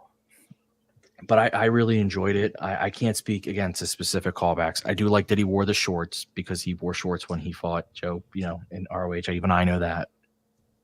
But overall, I liked Ricky. But my favorite part was Ricky Starks walking out the end as as Punk is laying on the ground, basically just waking up, and Ricky Starks kind of just looking at him like, oh boy. I have Ricky winning. I want Ricky to win. I think Ricky needs it more. I think it benefits him more. I think it also tells a better story. I think Ricky winning is the beginning of a Punk heel turn that we all kind of want to see happen. I think that might build into some what happens with the Bang Bang Gang and FTR. FTR doesn't necessarily have to lose, but they could cheat to win, and all of a sudden you have a group of, but some people still like the idea that Punk turns on FTR with the Bang Bang Gang, but that's a whole different story. But either way, I have Ricky winning. I think Ricky needs it more, and I think he's doing everything you could ever ask for from him. He is a star. Yeah, I agree. I can't say whether the match lived up to the hype because I haven't seen it yet. But it seems like most people were happy from what I've been seeing on social and everywhere else. As far as the tournament, I'm with both you guys. I think that Ricky should win this and could do more with this win to put him over. But there is that in the back of my brain, hey, last year you gave it to Britt over Ruby, and Britt didn't need it. And I'm just hoping they don't do the same thing here this year, because Stark should get it. Starks, I'll say, needs it. He doesn't really need it. He's over. But he should get it to sort of cement himself and legitimize himself. So I really just want to see Punk get him over and have Ricky win this thing. But there is that little voice in the back of my head that's like, they're going to give it to Punk here. And Ricky's just going to be sort of floating in the ether again. I just really want Ricky to win this. I really do. I think he can use it. I don't know. Agreed. Well, guys, we talked about everything last week. We definitely got to talk about Dynamite tonight. There's a lot to talk about. We have news and notes. So we're going to step aside momentarily to refuel, take a bathroom break. Even though there's no ladies wrestling on at the moment, we'll go to the bathroom, maybe get some chicken fingers. Who knows? Stay tuned. We will be right back after a word or multiple words from some of the other shows that are part of the Shining Wizards Network, the network that we're proud to be part of. We'd like to thank each and every one of you for tuning in every Monday night to listen to the Shining Wizards. If you'd like to continue to support us outside of listening, we've got a few ways for you to do that. If you shop at Amazon, go over to amazon.shiningwizards.com, do your shopping as usual, and when you make your purchase, a little bit of that purchase price will go back to support the show. If you like to wear t-shirts, merch.shiningwizards.com will take you to our Pro Wrestling Tees store, where we've got over a dozen great designs from over 11 years of professional wrestling podcasting. You can become a Patreon supporter at patreon.com/wizardspodcast, where each and every week we call out your name as one of our show producers, and the more you support us, the more things that you're entitled to receive, and believe me, they are fantastic. If you can't support us monetarily, if you don't shop at Amazon, that's absolutely fine. Continue to listen to us wherever you listen to us on the World Wide Web, and make sure you like, rate, review, subscribe, do all that good stuff. Doesn't cost you anything, helps us out, and we can continue to bring you the love fest that is the Shining Wizards. What's up, folks? It's your boy, the Impact Player, Mr. Philly Ray, inviting all of you to check out the Turnbuckle Throwbacks Wrestling Podcast. Join us as we cover all things current in the world of pro wrestling, as well as paying homage to the old school, the Squared Circle. So listen in and find out why we are the recognized symbol of excellence in sports entertainment broadcasting.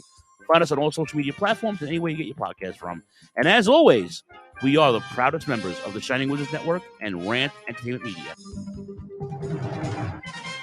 Are you tired of being lied to every day by the mainstream media? Do you want to know what's really going on in the world? Do you want to make up your own mind about things, not be told what to think or say? Then listen to Inconclusive Breakdown, a weekly anti-PC look at the world of entertainment and current events, brought to you without censorship or filters. You can find us everywhere you listen to podcasts, BitChute, and on ShiningWizardsNetwork.com. And also, we're a proud member of the Shining Wizards Network.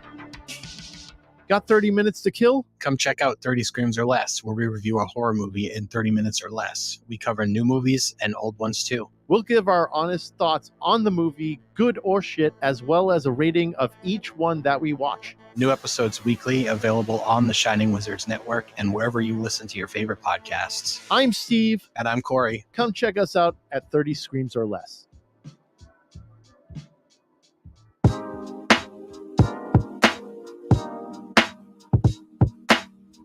G'day guys, my name is Thomas, one half of the Broadcast Podcast. With our podcast, we go back and watch wrestling events from WWE, WWF, WCW, ECW, AEW, and many other wrestling promotions. You can check us out on Twitter at The Broadcast, that's TheBrokast, and you can also download all episodes on Apple Podcast, Castbox, Castro, and many other podcast apps.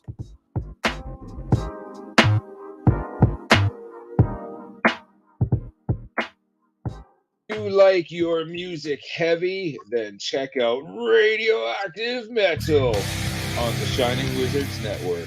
For over 16 years now, Radioactive Metal has been one of the longest running podcasts. Over the years, we've interviewed some legendary metal acts, had some awesome discussions, and cranked a hell of a lot of tunes. So join your cool Uncle Snowy and his co-host Aaron for the audio mosh pit that is Radioactive Metal here on the Shining Wizards Network. Well, the action is underway!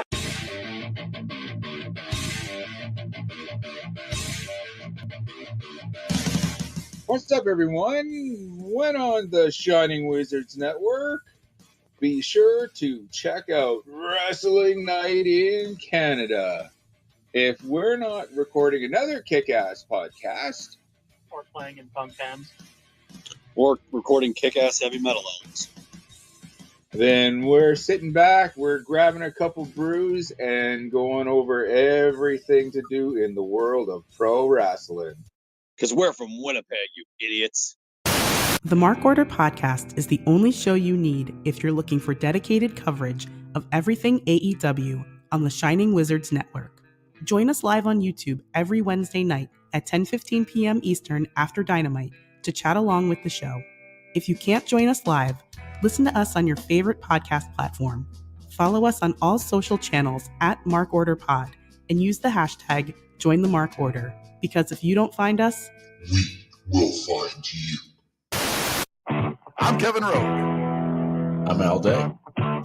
And we're a couple of down under pounders that co-host Rogue Day Dots, an action figure collecting podcast where we talk about, well, just about anything that tickles our fancy at any given moment. We're grumpy old men, and sometimes people get on our nerves. And when you get on our nerves, guess what?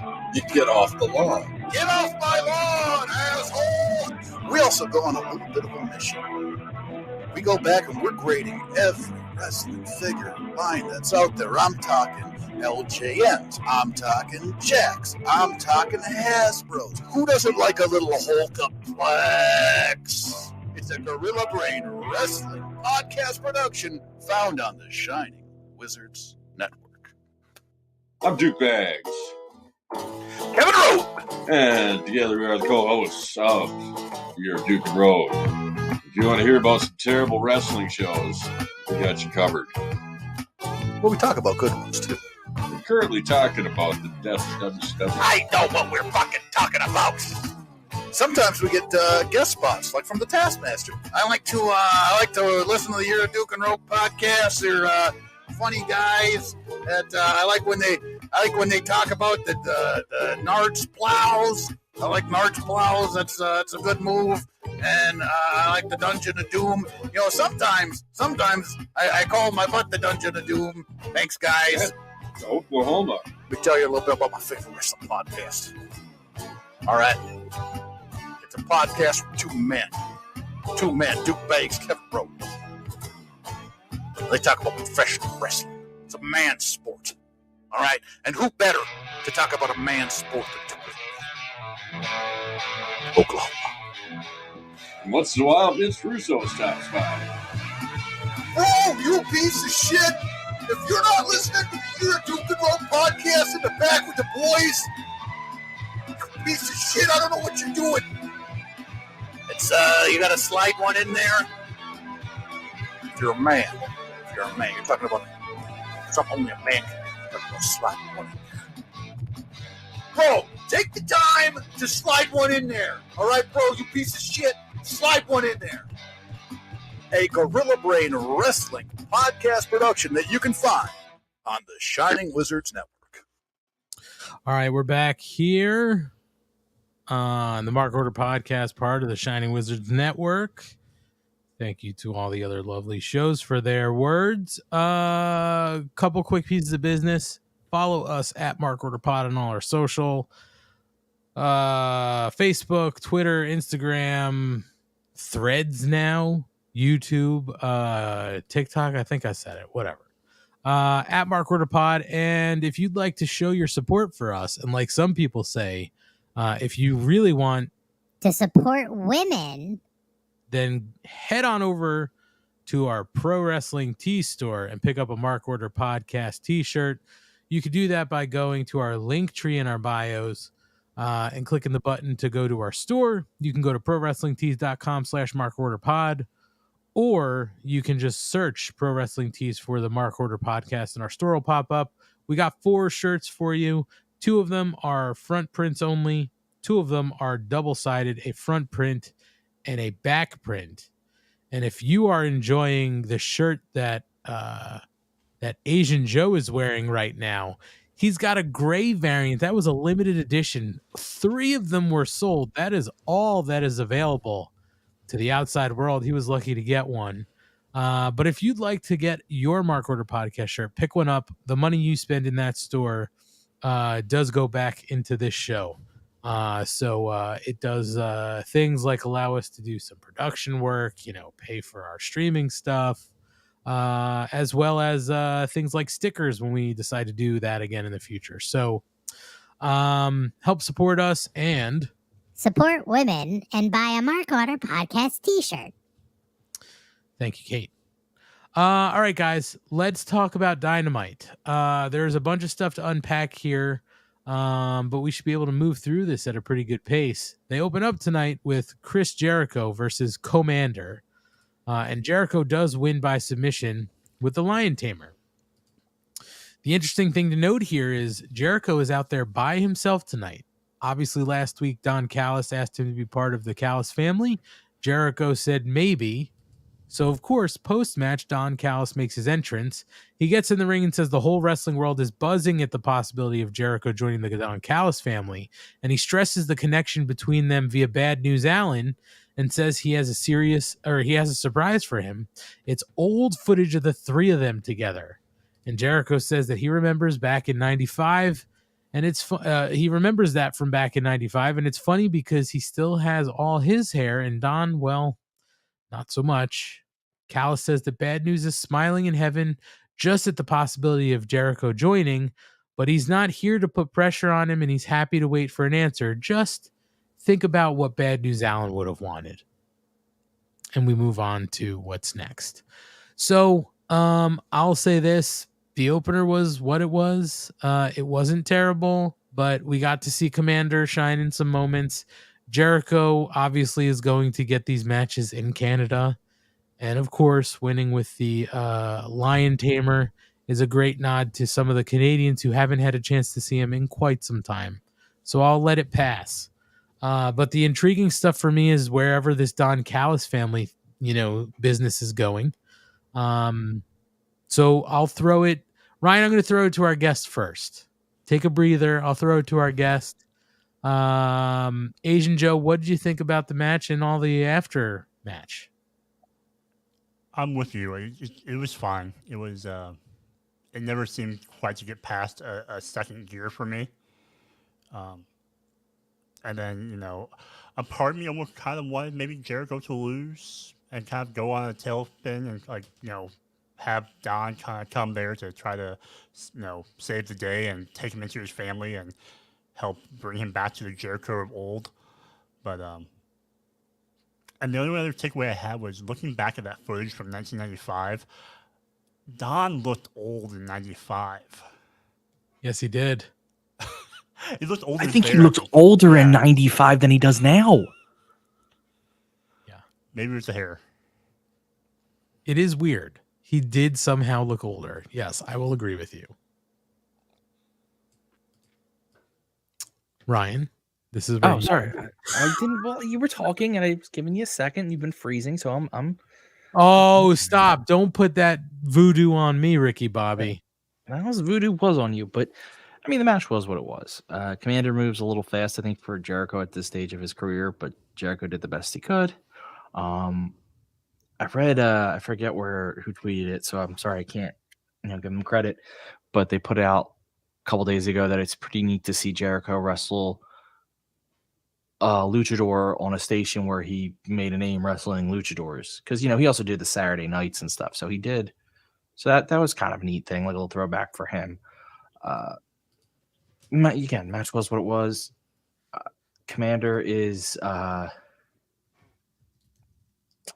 don't know what they're doing with him, so I like him, but like you got to tell me what you're doing with him type deal. Yep.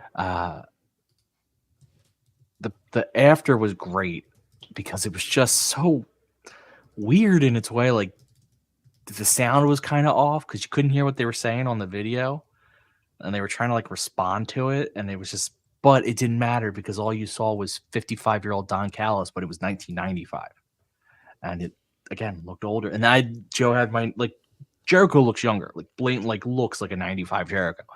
Meanwhile, I'm looking at Callis like, you look better now. What the hell? It's the Arn Anderson effect, where you look old really young, like you look really old really young, but then you never kind of age. You always just kind of stay at that level.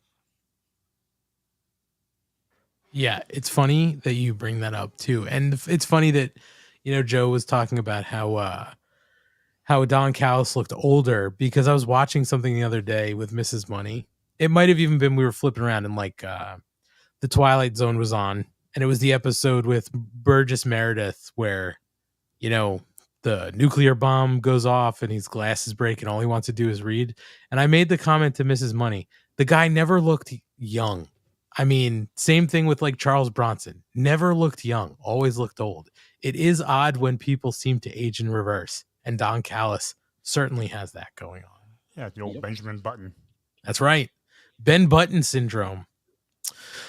But moving on, Marvez is interviewing Jungle Boy Jack Perry, who is holed up in the back of a car, and he is complaining about workplace safety and saying that he's here to wrestle inside of a ring. And of course, Hook jumps him in the car, and Jungle Boy barely gets away because of those damn child locks. And Hook eventually gets out of the car, looks down the camera, and tells Jungle Boy he's gonna keep running. He's gonna keep finding him. And we go to our first break. So honestly, guys, I thought we were gonna get the challenge for the FTW belt at Battle of the Belts. Maybe that'll happen on Rampage. I don't know. I just again, this is one of those things. It's I didn't know if I needed it, and I still am not sure if I need it. I just want to see this progress somehow instead of it just being attacks in the back week after week with Jungle Boy running off. I get it. He's, shit healing here. Yeah, I want to wrestle in a ring. I don't want to wrestle in a car and doing that whole thing. I get it. But man, let's move this along. Let's get to something. Give me a match somewhere. At least give me something to look forward to. I don't know if you guys feel the same. I actually don't mind with the story. I like it. I think it's about time Hook was given an actual story, so I think this works. I thought it was hilarious when Marvez knocked on the window and Jungle Boy rolls down and he kind of looks both ways to be what's going on. That was because for a guy who's really not that good at that side of things, I thought that was a real good sign from him. And then the child locks thing, that was everyone was making the same thing. Did he get stuck with the child locks? It's just a funny little, you don't have to say it, but say it thing.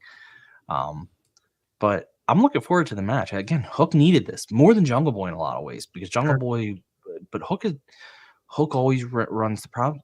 Was starting to get to the point where it's okay, he wrestles once every 2 years and he's only out once every 6 months. It's not worth it.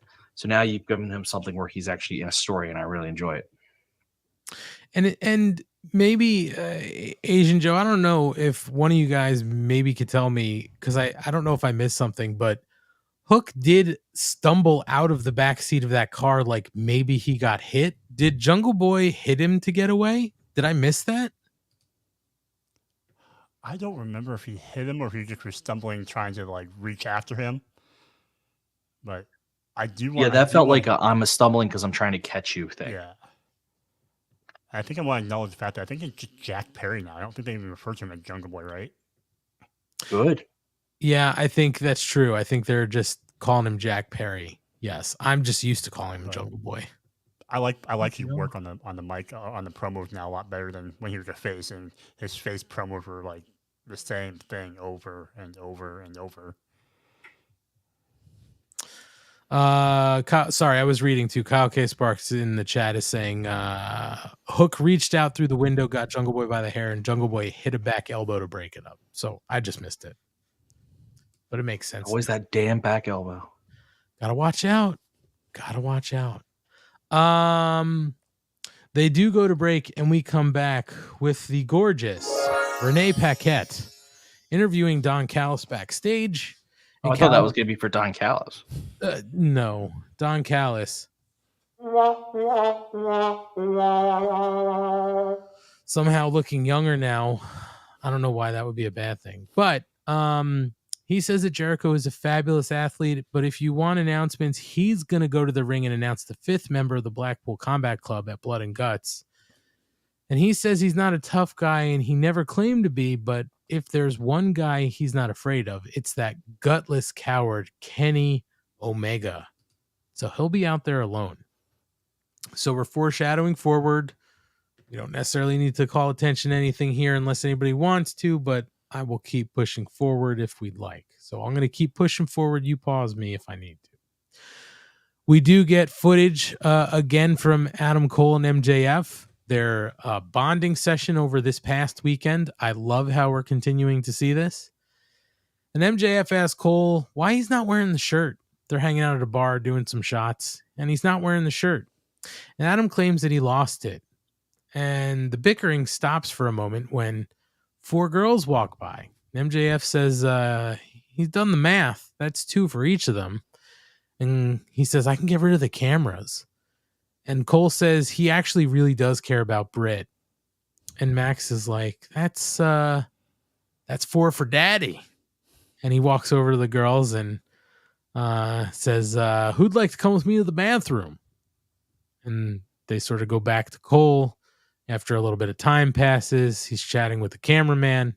And Max returns and says, what did he say? Like the max is drained or something like that. Whatever. He said, daddy's maxed out or something stupid like that. I think that it was that one. Yeah. It was so funny. But Cole does admit that he never lost a shirt. He will put it on here and now if Adam gets to pick the next activity. And so MJF says, sure. He whispers in his ear and Max is not happy.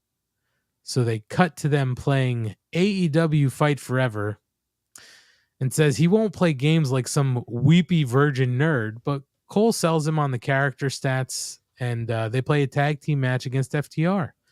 And Max admits it is pretty fun to play games with a friend. And Adam asks if he's ever played a multiplayer game. That's when MJF admits you need to have friends for that.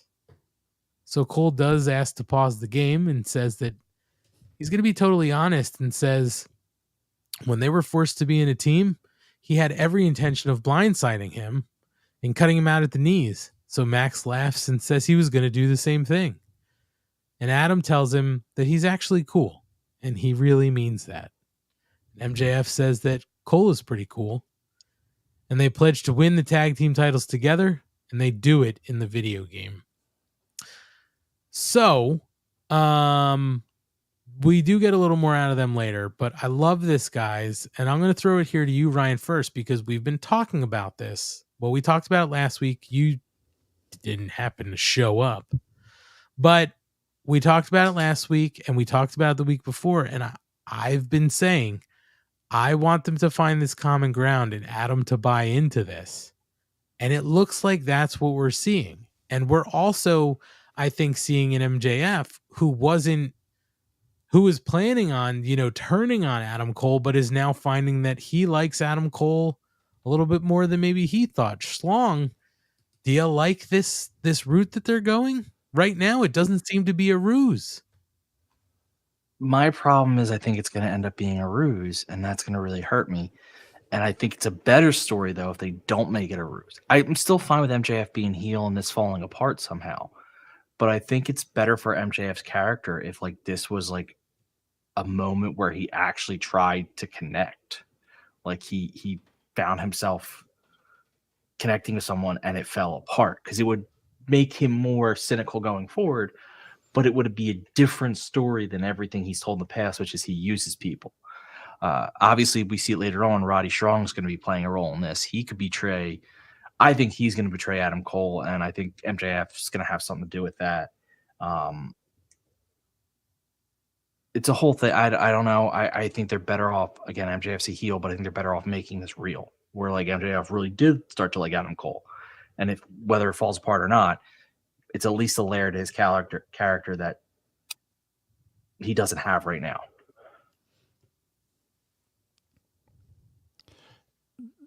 This reminds me of like their budding bromances, like when your friend starts dating someone new and they drop everything for this new person they're with, and they ignore you, and then there's the jealousy that comes up, and I'm interested to see kind of how the triangle gets played into this and how that divides them. But Adam, we used to play video games together. I mean, there are a lot of ways they can go with this, and we do get a glimpse of it later. Not Do you too think far. do you think this is a ruse, Joe? I mean, by someone. So it's like a game of chickens. I want to see who breaks first. So like who's gonna pull the trigger and turn. I'm gonna be the only outlier here. I don't think this is going to wind up being a ruse, at least on the people we think it's going to be a ruse. I think there's something else that can happen. I'll get to it when we get there in the show, but let's move on for the moment. We get our next Blind Eliminator Tag Tournament semifinal, our first one of the night, I'm sorry. Darby Allin and Orange Cassidy versus Daniel Garcia and Sammy Guevara. As we get to the end here, Sammy and Darby are trading back and forth, and Prince Nana is able to come down to the ring as Daniel Garcia is outside, and Prince Nana gives Darby's skateboard to Daniel Garcia, and that's when Darby Allin, who's in the ring, starts to sort of reach out and try to grab the skateboard. The referee gets involved. He's sort of going back and forth with Prince Nana, and Swerve comes out of nowhere to blast Darby Allin in the head with a kick through the ropes. He is able to run off with Prince Nana. The referee doesn't see it. Sammy gets Darby Allin up, and the JAS win by pinfall with the GTH from Sammy Guevara on Darby Allin. After the match, we do see, Sammy is celebrating with Danny Garcia, but Sammy also extends his hand to Darby Allin, almost like he knew what happened and he didn't love it, but he's okay with it because they live to fight another day. But it is interesting to see these little face moments out of Sammy Guevara as we're sort of trying to figure out what's going on with the Jericho Appreciation Society. So as far as the match goes and everything else, Joe, what'd you take away here? It was what you come to respect with these four. I mean, they're consistent. It's always going to be good wrestling, fast paced.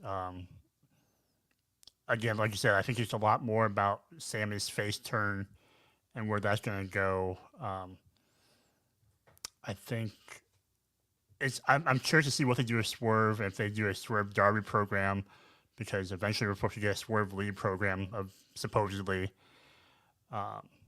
And my other takeaway was I really hope that they make a Daniel Garcia figure that dances. Yeah, I think that'd be amazing if you just sat there and just did his dance like on your table. I will say this. I don't even need a figure or a toy that dances. Just give me him in the packaging in dance pose. That will be good enough for me. Schlong, what'd you take away here? I take away that Orange Cassidy's very beat up. And they're selling that in the matches now that like he takes that move and he's much hard. It's much longer for him to get going. And he's doing a very good job of telling that story over the course of weeks and months. So I'm really enjoying that. Sammy, I think, did a lot of good nonverbal storytelling tonight with his walkout and like the way he reacted to Garcia coming out right behind him. And then the after the match stuff, like you said, where Garcia, like Sammy was kind of like, all right, we did it. Not how I would have done it. But so like you're seeing the Sammy face turn continue. And I really appreciate that. I think Garcia's doing a good job of kind of being like annoying in the good way. And it was a fantastic match. My God, these four, it was one of those matches. It started, slower, and then they just kept picking up and picking up and picking up. And by the end, they were going all out, and it really worked well. And then the swerve kind of works out well because I kind of want Swerve to be. I still want Swerve to be the one to beat Orange Cassidy because I think Swerve needs a belt. So I'm all for that. So I enjoy this from start to finish. And Sammy and Daniel Garcia is to me the most interesting blind tag team beside the obvious of Cole and MJF. Like, yeah, two tag teams that had some fun stories behind them, and they should both be there in the final so that you can tell the whole story. Well, we have to see who's going to make it through the next match, and we're going to get there momentarily. They do give us a Nick Wayne vignette before they go to break. So again, more of his backstory building to his debut in AEW tonight. We will talk about that. I'll give Marky Mark Kayfabe the credit here for coming up with this one. I don't know why we never thought of it. We do come back from commercial with the ravishing Renee Paquette. I think it's Don Callis. What? I still think it's Don Callis. Come on. She's ravishing. Renee Paquette. Ravishing. And she's trying to get a word with Adam Cole, but he's on the phone. He hangs up and apologizes when Roddy Strong rolls up to ask, if he really likes MJF. And Cole says that MJF is really a nice guy. And if you remember, they didn't like each other very much when they first met. And that's when he gets a text from Max. And Max asks, he says, don't forget to wear the shirt. Are we finally going to hit the clothesline tonight? And then follows up with, never mind, just saw Brian Cage backstage. I think I have the flu. So Adam Cole is saying, I've got to go find him. He's not sick. And we go to our next match, which is Better Than You, Baby. That's Adam Cole and MJF, who doesn't look very sick, versus Big Bill Morrissey and Brian Cage in our other semifinal of the blind tag tournament. Some fun stuff to open the match. MJF tries to body slam Big Bill. Doesn't work, so he gets frustrated. He tags Adam Cole and gets frustrated and tries to leave, but Adam Cole talks him back. We see some push-ups being done. We see another attempt from MJF to body slam Big Bill, and then eventually Big Bill turns and we're off with the match. Cutting to the end here. Better Than You, Baby wins by pinfall with the boom from Adam Cole on Brian Cage. So they move on, and our final is set. It'll be Daniel Garcia and Sammy. Oh, my goodness. We get Daniel Garcia and Sammy Guevara. I let the first one slide, Ant. Sorry. Versus Better Than You, Baby in the final, which should be a great match. That's going to happen next week on Dynamite. But post-match, MJF gets a mic, asks the crowd if there's any devil worshippers in the house, and then has Adam Cole do the thing because he's over too. And there you go. Adam Cole, baby, and now tells Cole to talk to the crazy Canucks. And Adam tells him, don't touch me, because MJF has touched him again. And he also says he never expected the team to work, but not only has it worked, they're doing pretty good. And he thinks they're going to win the tournament, and furthermore, thinks they'll win the tag team titles. And that's pretty much the gist of the promo. There's a couple other things that MJF says, but about the crowd not chanting in unison, he says, "You guys are all white. You got to feel the groove," or something like that.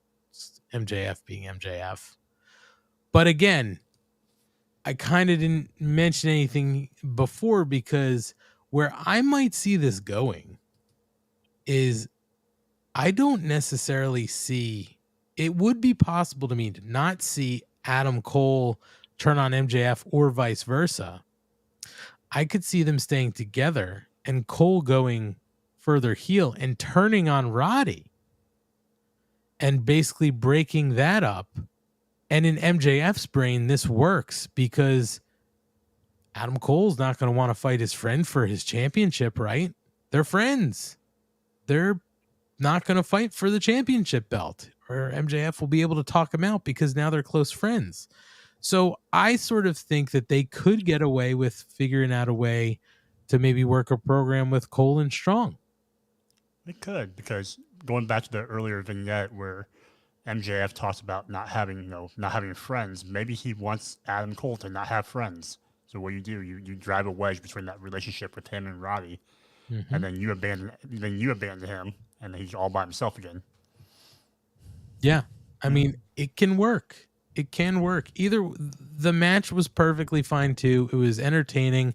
I don't think anybody thought Big Bill and Brian Cage were going to move on to the final here. So I think this final is a really good, strong tag match. It'll be interesting to see. Obviously, the winner will get a shot at the titles on Collision when they arrive in Hartford, I think in 2 weeks. And it's going to be interesting too because FTR has to outlast the Bang Bang Gang.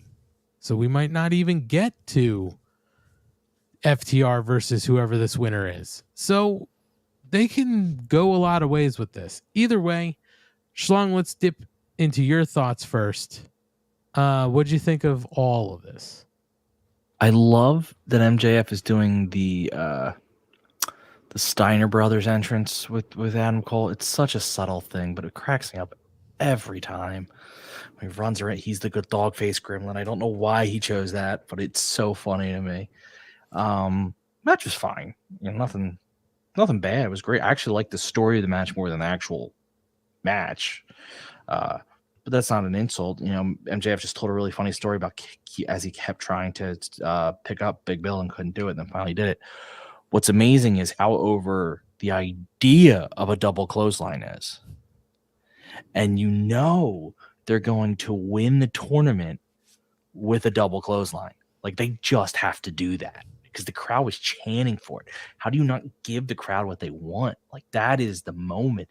So if anything tells you how well the story is going, it's that you have the crowd chanting for a double clothesline. Joe, what are your thoughts? Two added thoughts.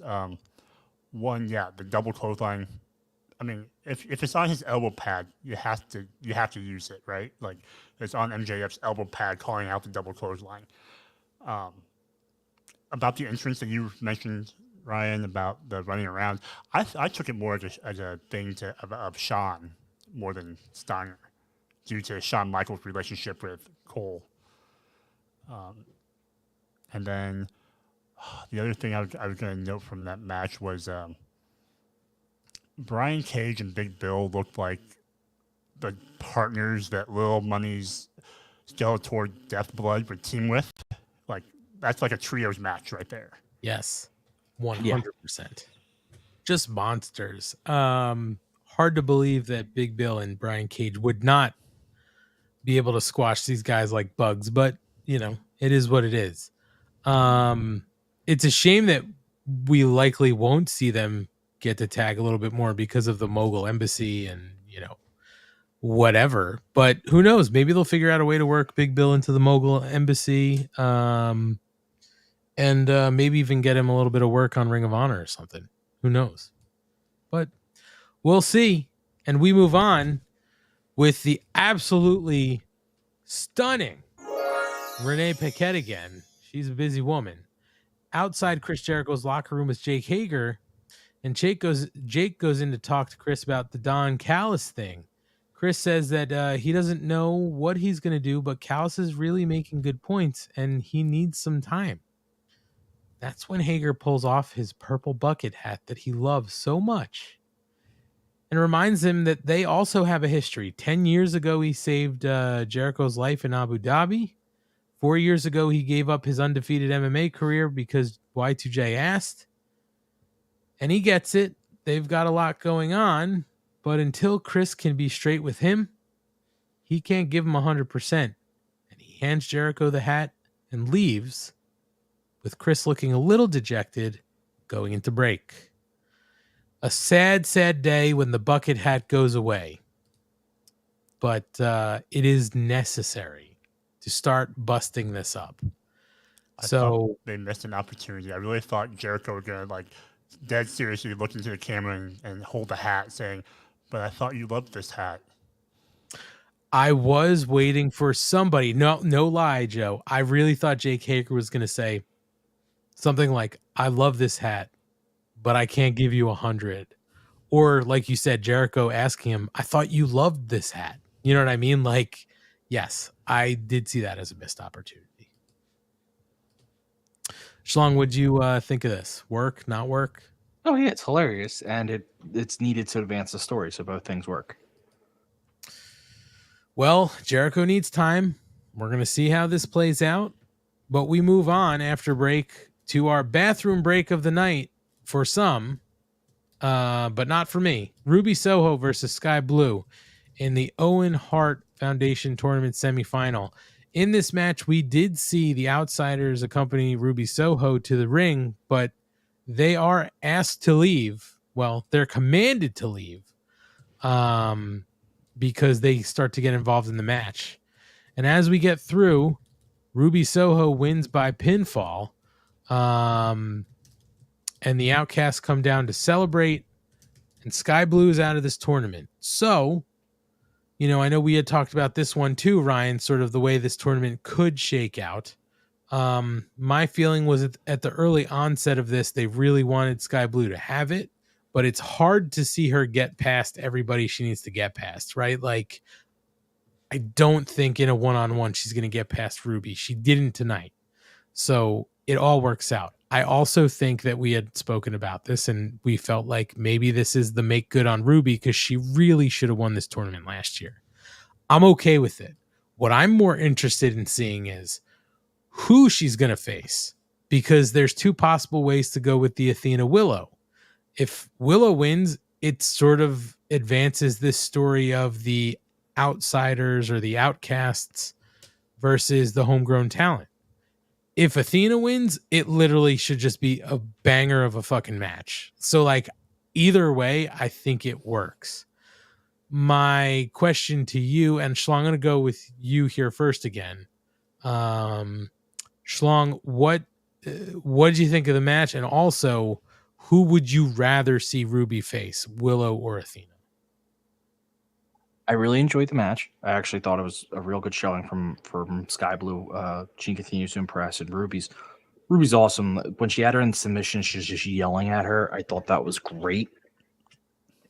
I also think it was really smart to get rid of the rest of the team because it gave Ruby a solid, clean victory, which I think you need moving forward because I think she does have to establish her talent a bit.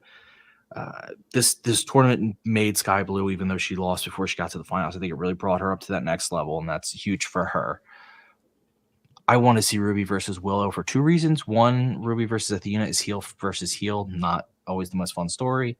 Two, Athena is just not into it right now. She's got such a good thing going on in ROH that I just feel like giving her this in AEW doesn't make a whole lot of sense. And Willow's a natural built story. So I'm very much excited for that. I actually think Willow wins it all. So that's where I'm going with it. Interesting. Joe, what are your thoughts? I initially had thought that maybe they're going to push Sky to win this thing. But Ryan made a lot of good points about why you pushed Ruby for this spot. But I'm like what you guys just said earlier. Sky had really impressed improved with her in-ring ability. I feel like if you took her in-ring ability and took Julia Hart's character work and kind of combined them, you have like a great like young wrestling talent between the two of them. And other things I kind of noted were when Storm and Saraya got booted, they apparently didn't watch where you can just kind of, when you get ejected from ringside, you can just walk right back down. You don't have to stay back there. Like, did we not learn anything from like a week ago? But right. As far as who I want to see Ruby face for the better storyline is obviously Willow. Better match would be Athena, but yeah, I think Willow is the right choice to face, and I think that's kind of telegraphed with Ruby winning tonight. So, well, we have to see how it plays out Friday night, and then we'll get the final on Saturday at Collision. So we will have our winners shortly.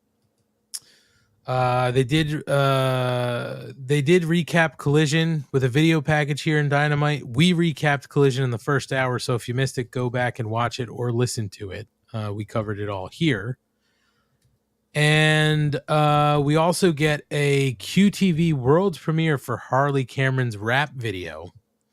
My favorite part of that was the English Bulldog, and also coming out of that back stage, QTV the whole group is basically celebrating. My favorite part is Aaron Solo and Harley have like party blowers in their mouth or whatever, like party horns, and even with them in his mouth, Aaron Solo is spraying the Banaka in his general direction. I thought that was hilarious. QTV also mentioned that it's climbing up the charts as we speak. So very funny. This obviously will get some sort of response from the Acclaimed. So we'll see what kind of maybe rap that they put out. Anyone want to talk about this? All I'll say is what I texted Kate. I loved this, but it should have been on Rampage. 100%. 100%. Sloanamite saying it was the best hip hop of 2010. Can't disagree.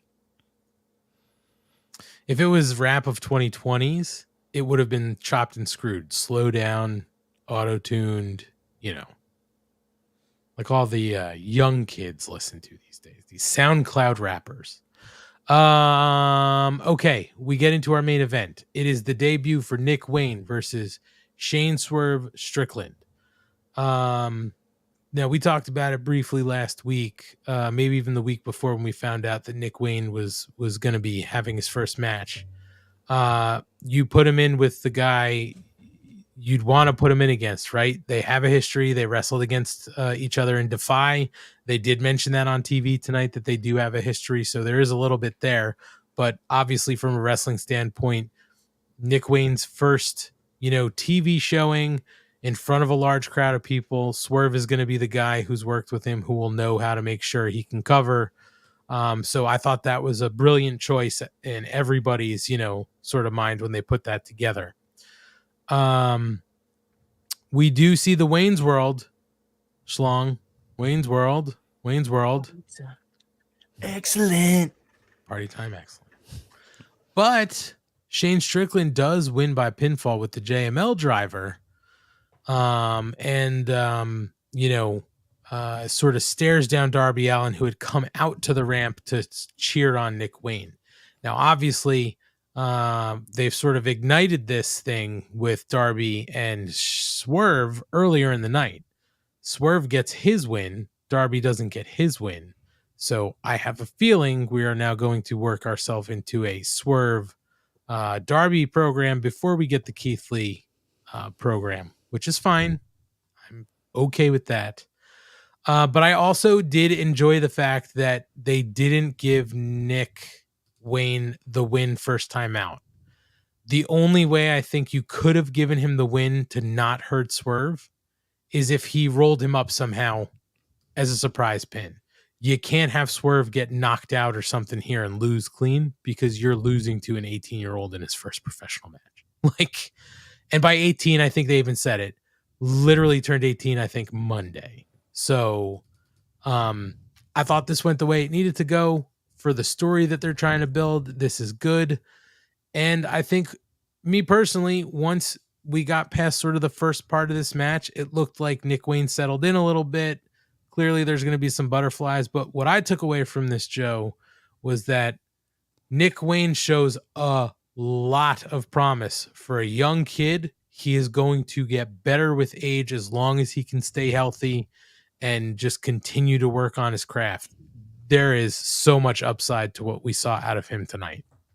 Absolutely. I mean, just looking at some of the vignettes they did and how he delivered those, on camera, came across really well. And then, combine that with what he does in the ring. It's easy to tell that him and Darby train together because the move sets are so similar and the way they move and the body types. And so it's no surprise with how well he is in the ring. And another thing I took away was he's such a good seller.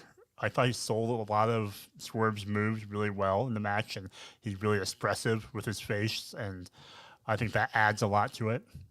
And then some other notes I had really on the match was, as you mentioned, him being 18 just now. Like, I didn't love the idea that I had graduated college before he was born, so I feel really old now because of that. The crowd wasn't chanting the right Nick Wayne chant that I expected them to be chanting.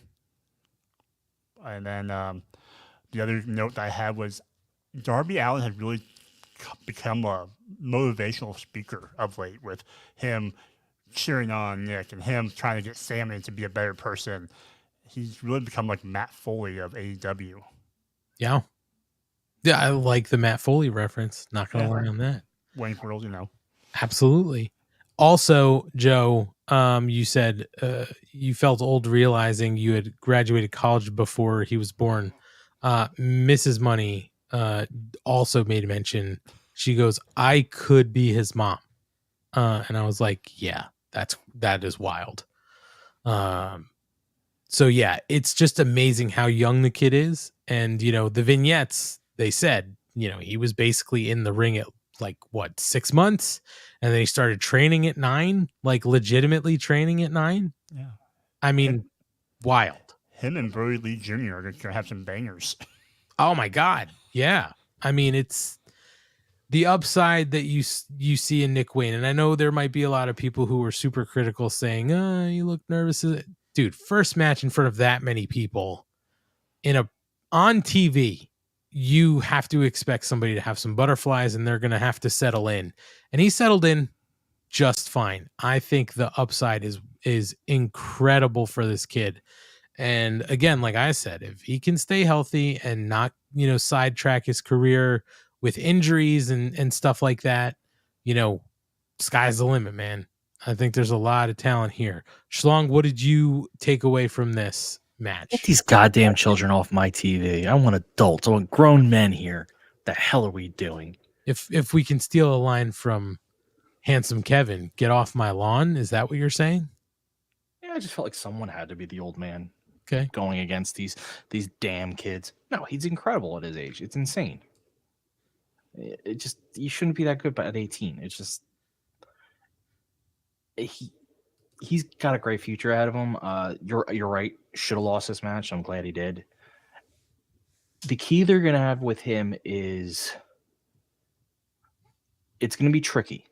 They're going to have to both capitalize on the momentum he has for being the young kid that everyone's hyped to see, but not put him in a situation he's not ready for too fast. And that's not a knock. It's his first time on TV.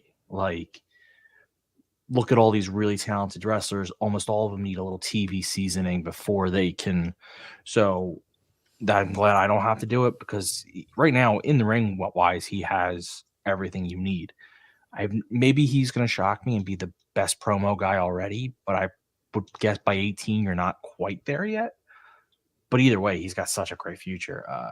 I'm looking forward to it. Truthfully, he's in AEW, so keep him in AEW, I guess. I would have been okay if they put him in ROH in like a pure division type deal where like he's just wrestling, because that's right. He's going to win a lot of fans by just being such a great wrestler. At least he's not a sports entertainer and part of another faction. Entertainer. So that was our main event, but there's still unfinished business. We need to know who the 5th members are in Blood and Guts next week. So Don Callis makes his entrance to announce the 5th man for the BCC at Blood and Guts. Side note, I love Don Callis's music, which isn't really music. It is just low, ominous tones, almost like Jaws. I love it. It works so well. But he says he's here to make an important announcement. He's very excited about it. He's so excited because this 5th member, along with the rest of the BCC, is going to slaughter the Elite and Kenny by God Omega. May God guide their hand. And no one is more deserving of this abuse than Kenny, who is an ingrate, a coward, and a punk. And of course, that invokes Kenny Omega. So Omega makes his way out, but Moxley and Takeshita get between him and Callis. And then Pac cuts Omega off with a chair. And they beat Omega down in the ring. And Pac gets on the mic and says he has no idea how long Kenny has no idea how long he's been waiting for this, since Kenny shattered his nose bone, and that he is the 5th man, and Omega will pay his price. That's when they horse collar Kenny with the chair. Pac goes up to the top rope. John asks for any last words, and Kenny says that they still have a 5th man too, to look at the screen. And the lights go down, and we get our video package. And it is confirmed that Kota Ibushi is coming to Blood and Guts. The Golden Lovers are reunited. The Golden Elite will be the 5-man team. And the Hung Bucks save Omega and clear the ring. Hangman Adam Page says that Wednesday they're going to finish this once and for all. And Kenny says they're done but never out.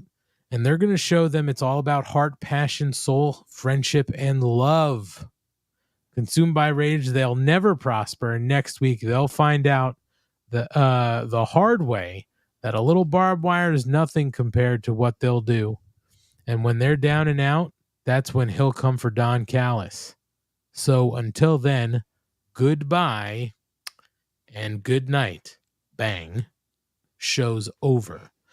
So, gentlemen, the moment we've all been waiting for, Kota Ibushi is going to take stage in an AEW ring.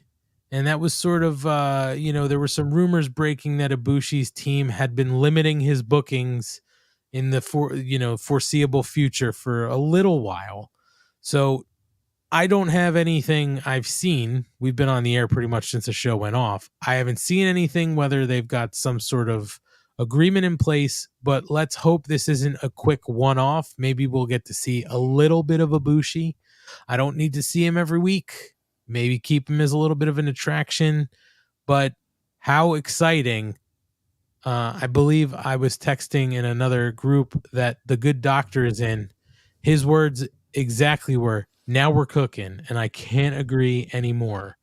I'm very excited to see this. I think a lot of wrestling fans who know this history are excited to see this.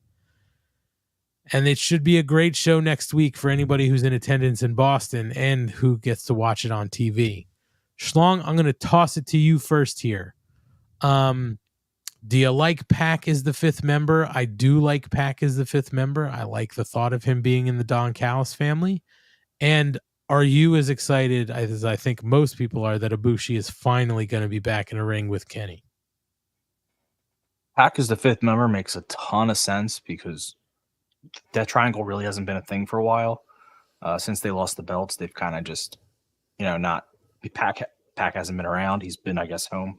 So it makes a ton of sense. And he's so violent. He's so angry. It's just perfect for him. And he has history with the Elite, so he fits in that regard too. Great call. I wish someone had predicted it. Like I wish Kyle K. Sparsh, someone had predicted this thing, but no one did. We're not going to give anyone that credit. I'm excited for Ibushi because people are excited for Ibushi. I don't know the history. Like, I know the history, but I wasn't watching at that time. So, like, I'm getting excited by proxy. Like, I can't say, like, oh, this is something I know and I'm super excited for this callback. But so many people are saying how awesome this was. And I'm like, you know what? And I know Ibushi's a great wrestler. That I've seen. And I know how incredible he is in the ring. So I am excited to watch him wrestle. So that's great. But the Kenny him thing isn't in my wheelhouse of what I know. So I'm just kind of excited by proxy. I just want to say, revisionist history here, Asian Joe. Somebody, as his sort of tag says on his name, will not be replaced, I think is feeling a little scared. But, Joe, what are your thoughts? Why would I be scared? Our revisionist history? Nobody called this, huh? Okay. All right. We'll remember that. I'm sure Kyle K. Sparks won't forget that you said that. I hope he doesn't. He should call it next time. Also, quick thing, and then Asian Joe, I want your thoughts here. Mark, I agree. When is NJ getting our damn blood and guts that we were promised pre-COVID? Couldn't agree more. Because I was in an airport and I met somebody who's currently, who's working with AEW as, I guess, their ring guy, or, who helps with all that stuff. And he said, you're going to shit when you see what they have coming for New Jersey. And we were all jazzed up. Still hasn't been paid off. Also, what's up, Tom from the Brocast? Thanks for checking in down under. Asian Joe, thoughts on this whole thing? First of all, I want to make sure that people remember that I am bigger than Takeshita. Physically, I'm taller and way more than he does. So way more handsome. Yeah, he had better hair. I support this. I mean, hair's hair. You've got it where it counts. Your would be the same. Yeah. I didn't think about Pac being the fifth member, but it does make a lot of sense. But yeah, like, he never crossed my mind trying to think of who they're going to use. So that was a pleasant surprise. And the Ibushi was kind of always something I think a lot of us were expecting ever since they announced it, and they announced they had opening. But I think it's going to be a lot of fun for, the stateside crowd to really see the Golden Lovers era and what that was, and kind of how they work together. And, like you said, do some per appearances and do some pay-per-view events, tag matches with them. I think it'll be a lot of fun to watch. Yeah, and what's great is that they're both apparently feeling good, feeling healthy. So we're not seeing like a broken down, even though the broken down Kenny we got before he went and healed up was fantastic. But Ibushi's feeling good, Kenny's feeling good, everybody's feeling good, which is great. And then, like you said, Joe, that's, I think, the biggest thing too, is the fact that a lot of the stateside fans who are not as familiar, like Ryan, Ryan admitted, I really don't know too much about, or I haven't seen much of it. Well, now the major US audience is going to get to see it. But you should, if you have the time between now and next Wednesday, look up some of that Golden Lovers work that they did in New Japan. It was fantastic stuff. So it's going to be a great show next Wednesday night on Dynamite. We have our blind tag tournament final. We have our blood and guts. We're going to have a ton to discuss here, I'm sure, after that takes place next week. So be sure to join us again. We are going to go through some quick news and notes because it ties back to some of the stuff we were talking about earlier. Ryan, Fight Forever, have you seen the trailer for the Stadium Stampede they're going to roll out? I have. It looks fun. I'm not usually a battle royal type guy. That's not my game style. I've played Fortnite with my nephew, so I know about it. But it does look crazy and seems fitting for that match.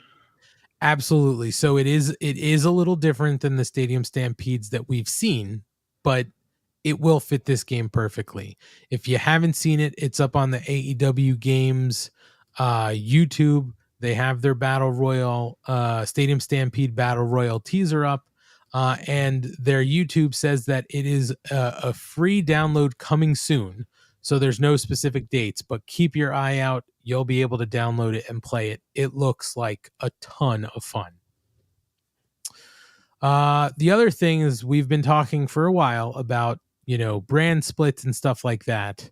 And in a recent interview on the Undisputed podcast with Bobby Fish, Malachi Black made mention that he requested to be exclusive to Saturday Night Collision. And he addressed the matter by saying, I requested to be strictly on Collision because I don't want people to get to pick. It's like, no, Saturday night, I get to see House of Black. That's what I want. Because if I give you the option for Wednesday, Friday, and Saturday, you're going to go, yeah, it doesn't really matter.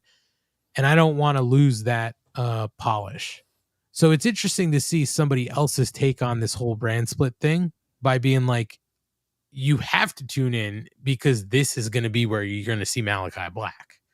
An interesting take on it. I wouldn't mind if guys are offering themselves up to be part of a split in some sort of hard manner. I think that's okay. They haven't done a hard split yet, but I like the fact that it's like, if I tune in on Saturdays, I'm guaranteed in some way at some point to see these guys. And that, I think that's kind of cool. Yep. Thunder Rosa gave a little bit of an update on her recovery timeline. She did it on her vlog on YouTube. She included a short conversation with Dr. Michael Sampson, and he explained her current health status as looking at the most recent MRIs and all the conservative stuff we've done in the past, you're progressing well right now. You do still have all the pathology in your lower back, L4, L5. I think that with our progression, pushing it to the limit, but taking it sequentially, so going week to week to week, we push a little bit more. If we hit a roadblock, we back it up a step. But I think over the next 4 to 6 weeks, we'll see how it's going. So they were both encouraged by how the last 2 weeks of her recovery gone. It was said, you've been progressing well, very well, pain-free. I think if we continue to do that, we know where we stand, gets you stronger, gets you more ring ready. As long as you don't have that pain, we're good. We still have to protect your back. The pathology has not gone away. It's just a matter of we're treating it so that it helps you improve, yet also protects you from not worsening. So that's where we're at with it. So again, the sort of timeline is 6 more weeks for recovery. Sampson had agreed that that was reasonable. So we do have a little bit more of a picture of, I guess, the seriousness of her back injury that really was a little unsure up to this point. So it's nice to have an outlook. But man, must have been a hell of a back injury. Who would you like to see her when she comes back? Who would you like to see her get into a program with? Well, I'll put it this way for you, Joe. I don't know exactly who, but I personally don't want to see her come in and go straight back into some sort of title picture, no matter what that's for. I don't want to see her answer an open challenge and take a TBS title off Chris Statlander. I don't want to see her go right back against Jamie Hayter. Like, I could see AEW thinking that's what we do. I would hope that Rosa would be like, no, that's not what like my character would want. Like, my character would probably want to earn my way back to the top. So honestly, Joe, I don't know who the first program would be. I feel like doing sort of what they did with some of these other guys returning from a long period of not being on TV. You know, we saw Scorpio this week against an Action Andretti, not a jobber, but not somebody who's in a big picture thing. Miro's been squashing jobbers. I don't need to see her squash people, but like, have her face some of the women maybe we haven't seen in a while. You know, Emi Sakura, you know, she's somebody who showed up for a long time on the darks. Have her face Emi, who is, you know, got a little bit of a following, right? Maybe get her involved, you know, have a match or two, a short program with Shida. She doesn't need to do, it doesn't need to be something like long, but maybe just a series of matches where it's like, I'm trying to earn my way back and maybe Shida is trying to earn something and they have to kind of go through each other. Like, I'd be okay with that. I just don't want to see her enter a title picture immediately. Schlong, you want to add anything? Sorry. No, I mean, realistically, I think she could feud with the Outcasts, but not go for a title. She could feud with Ruby. She could feud with Saraya. I'm not sure who else. Like, there's kind of a lack of heel women in AEW. That's the one issue that they have, especially with Jade out. She could feud with Athena. She could be an ROH surprise for a little while, just for fun of it, as she rebuilds herself. But yeah, that would be for a title, but be for like a lower title. But I wouldn't have her go for TBS or AEW women's right away. No, I don't think so. In some Ring of Honor news, they've booked Mark Briscoe for Death Before Dishonor, the pay-per-view coming up against Claudio for the title in the main event. There's been a lot of critical sort of reviews of Ring of Honor over the past few weeks here. It seems to have sort of regressed a little bit. I don't mind seeing Mark Briscoe for this title. I don't know if he'll win, but if he does, I wouldn't be mad with it, right? Because I think we need to get Claudio out of Ring of Honor and focused more in AEW, right? And whatever show he's going to be part of, whether it's Dynamite, Collision, whatever. So I guess to you two guys, Claudio Mark Briscoe main event, does that do anything for you for like, yeah, I'm more interested, less interested, don't care for this pay-per-view? I'm kind of in the middle. I mean, it might be the highlight of that. I mean, like you said, ROH had it become dark, basically, right? So it's somewhere between dark and what Rampage is or currently. So it's hard to get really excited about much going on over there right now. Yeah, I don't disagree. Ryan, any? They haven't built this up enough. I need the pay-per-view to be built up. The match seems fine, but nothing has been built even for this match. Give me something. It's just wild because, like, now they have time to build to these pay-per-views, right? Like, They have a weekly program. The past few, they didn't have any way to build to it. They were sort of doing little bits of it on AEW television. The pay-per-views were still highly entertaining. Like the match quality and all that was good. It's just shocking that they don't do anything to build. It's almost like Battle of the Belts. Like, build something. You've got 2 hours to fill on Ring of Honor television if you want. Yeah. But it should be let me put it this way. It should be a good match. Claudio knows how to wrestle. Mark Briscoe can wrestle. It should be a good match. I don't know why I should care about it. That's the problem. Exactly. In other injury news, Bandito had surgery on his injured wrist. He put up a photo and said, gracias, thank you, arigato, and basically thanked everybody, I guess, for their well wishes. He says, in good times and bad times, they have given me their love with full hands, and I will never forget that. Now to recover, I promise to pay you back in the best way, fighting for you all. So there's no mention of a timeline for his return, but some sources have been saying that it can take 6 weeks to several months to recover from surgery to repair a TFFC tear.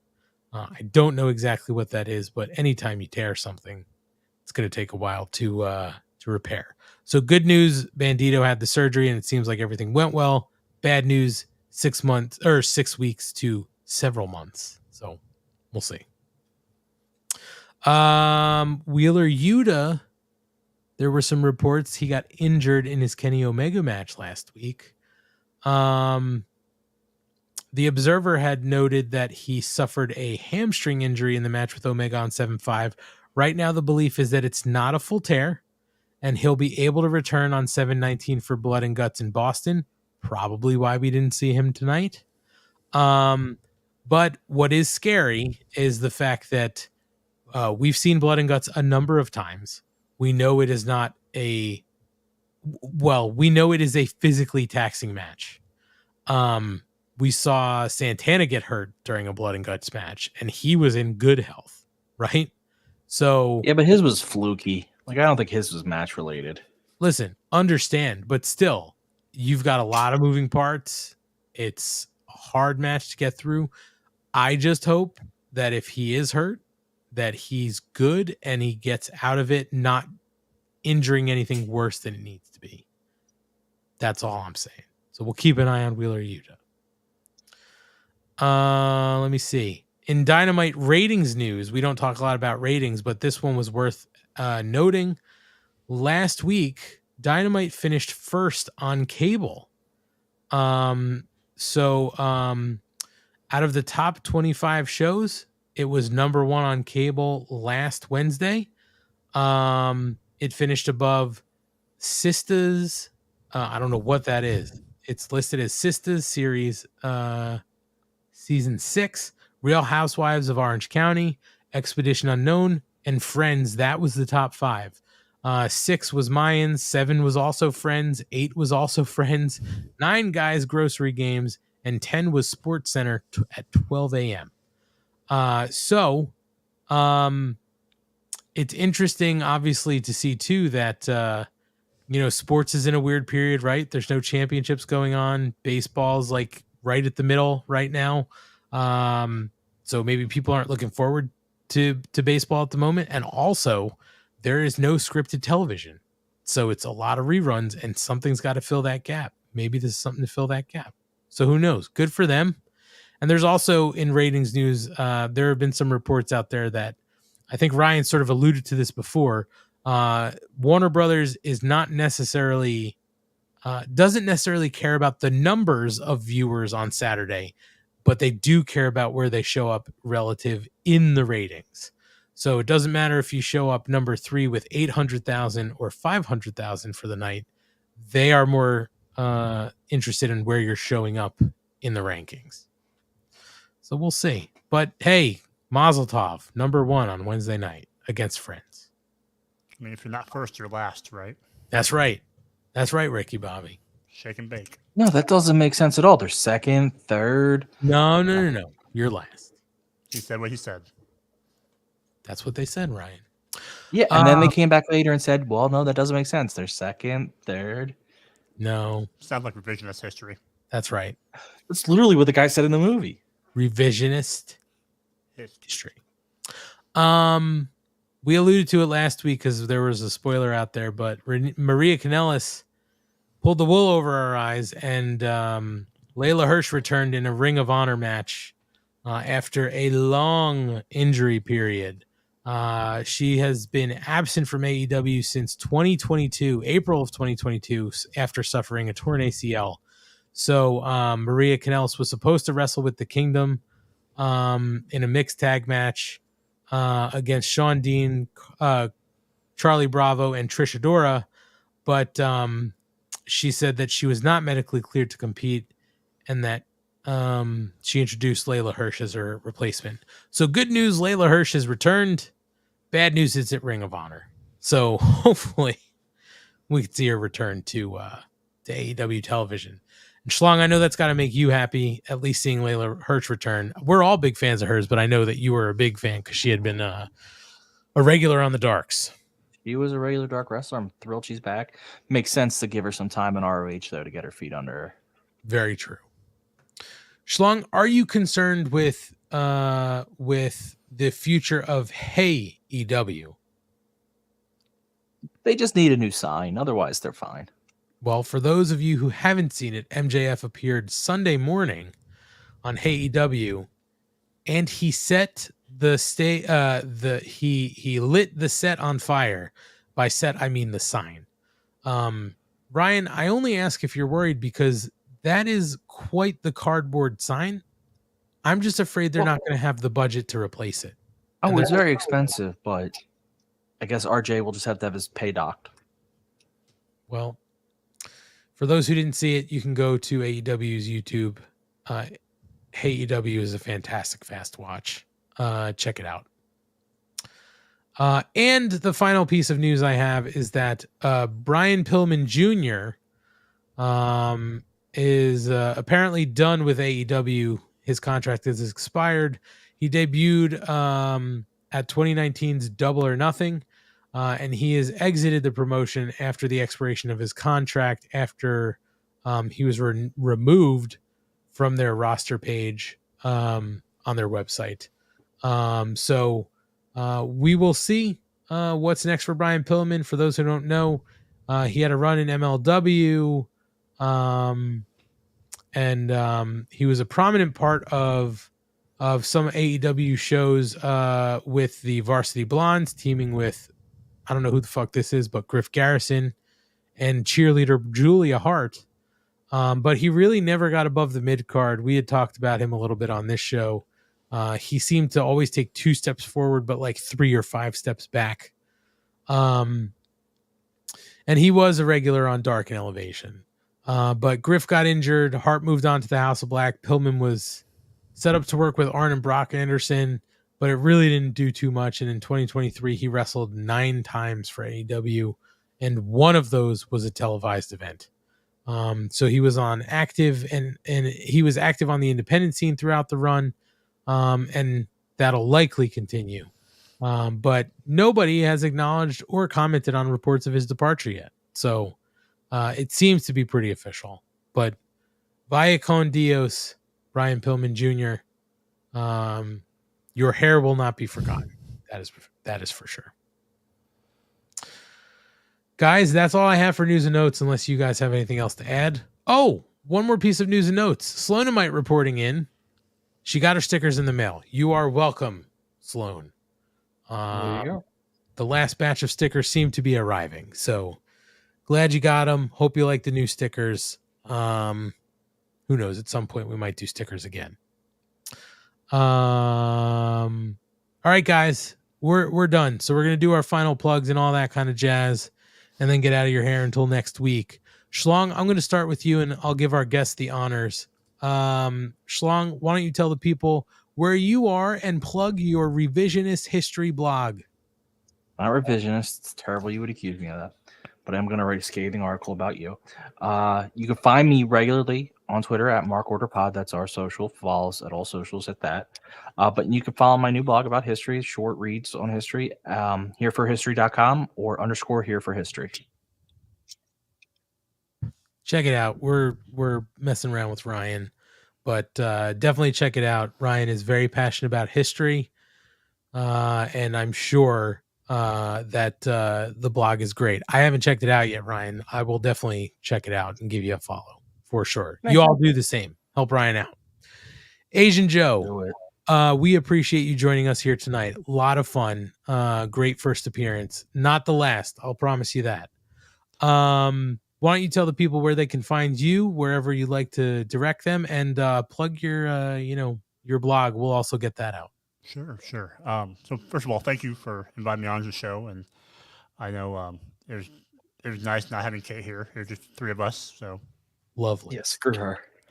But no, so really appreciate it. Fun talking to you guys about AEW. You can find me on Twitter at _Asian Joe, and as we mentioned earlier in the podcast, I do a serial review blog, and I have a link to that in my Twitter bio. If you just go there, it's serialaisle.home.blogspot.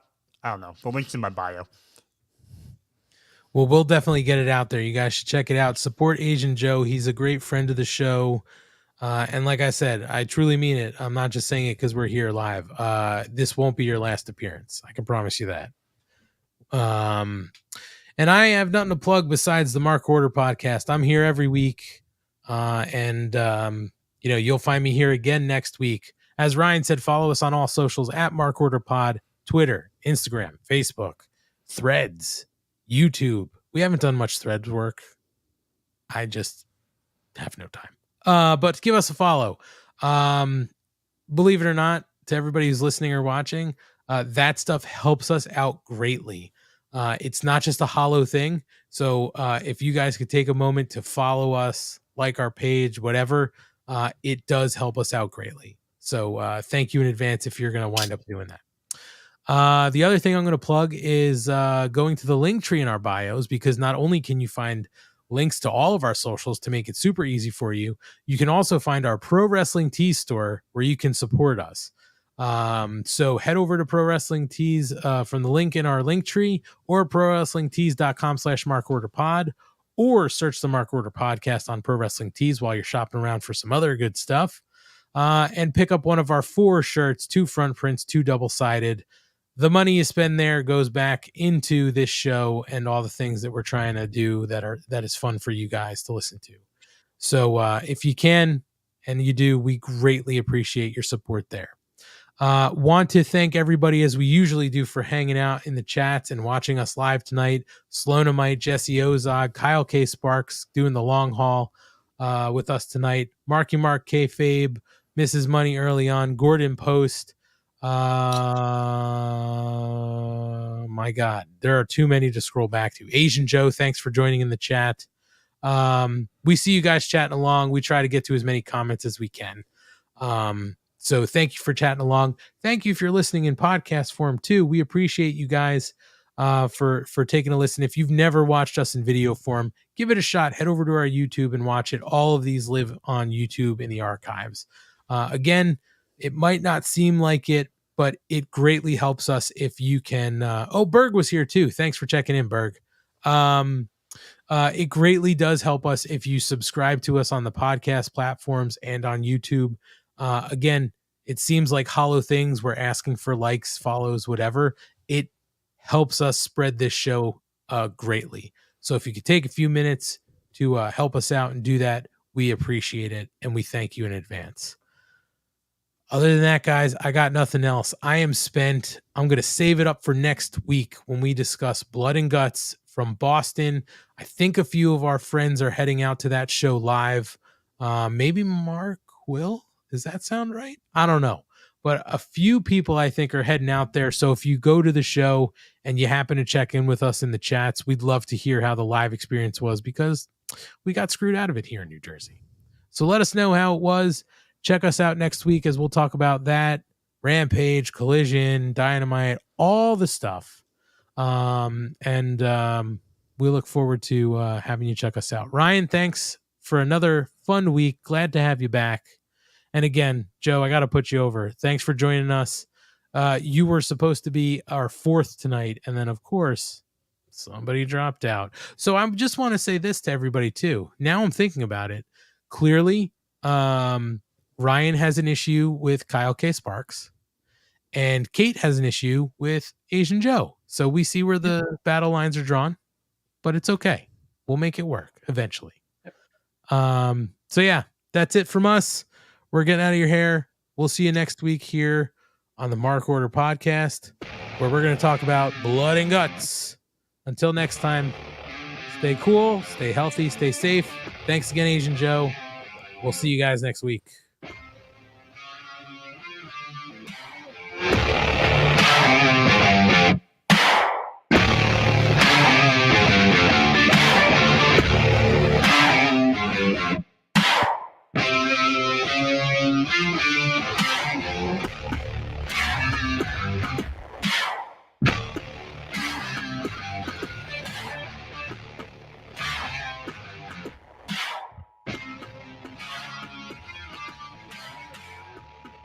This concludes the Mark Order Podcast.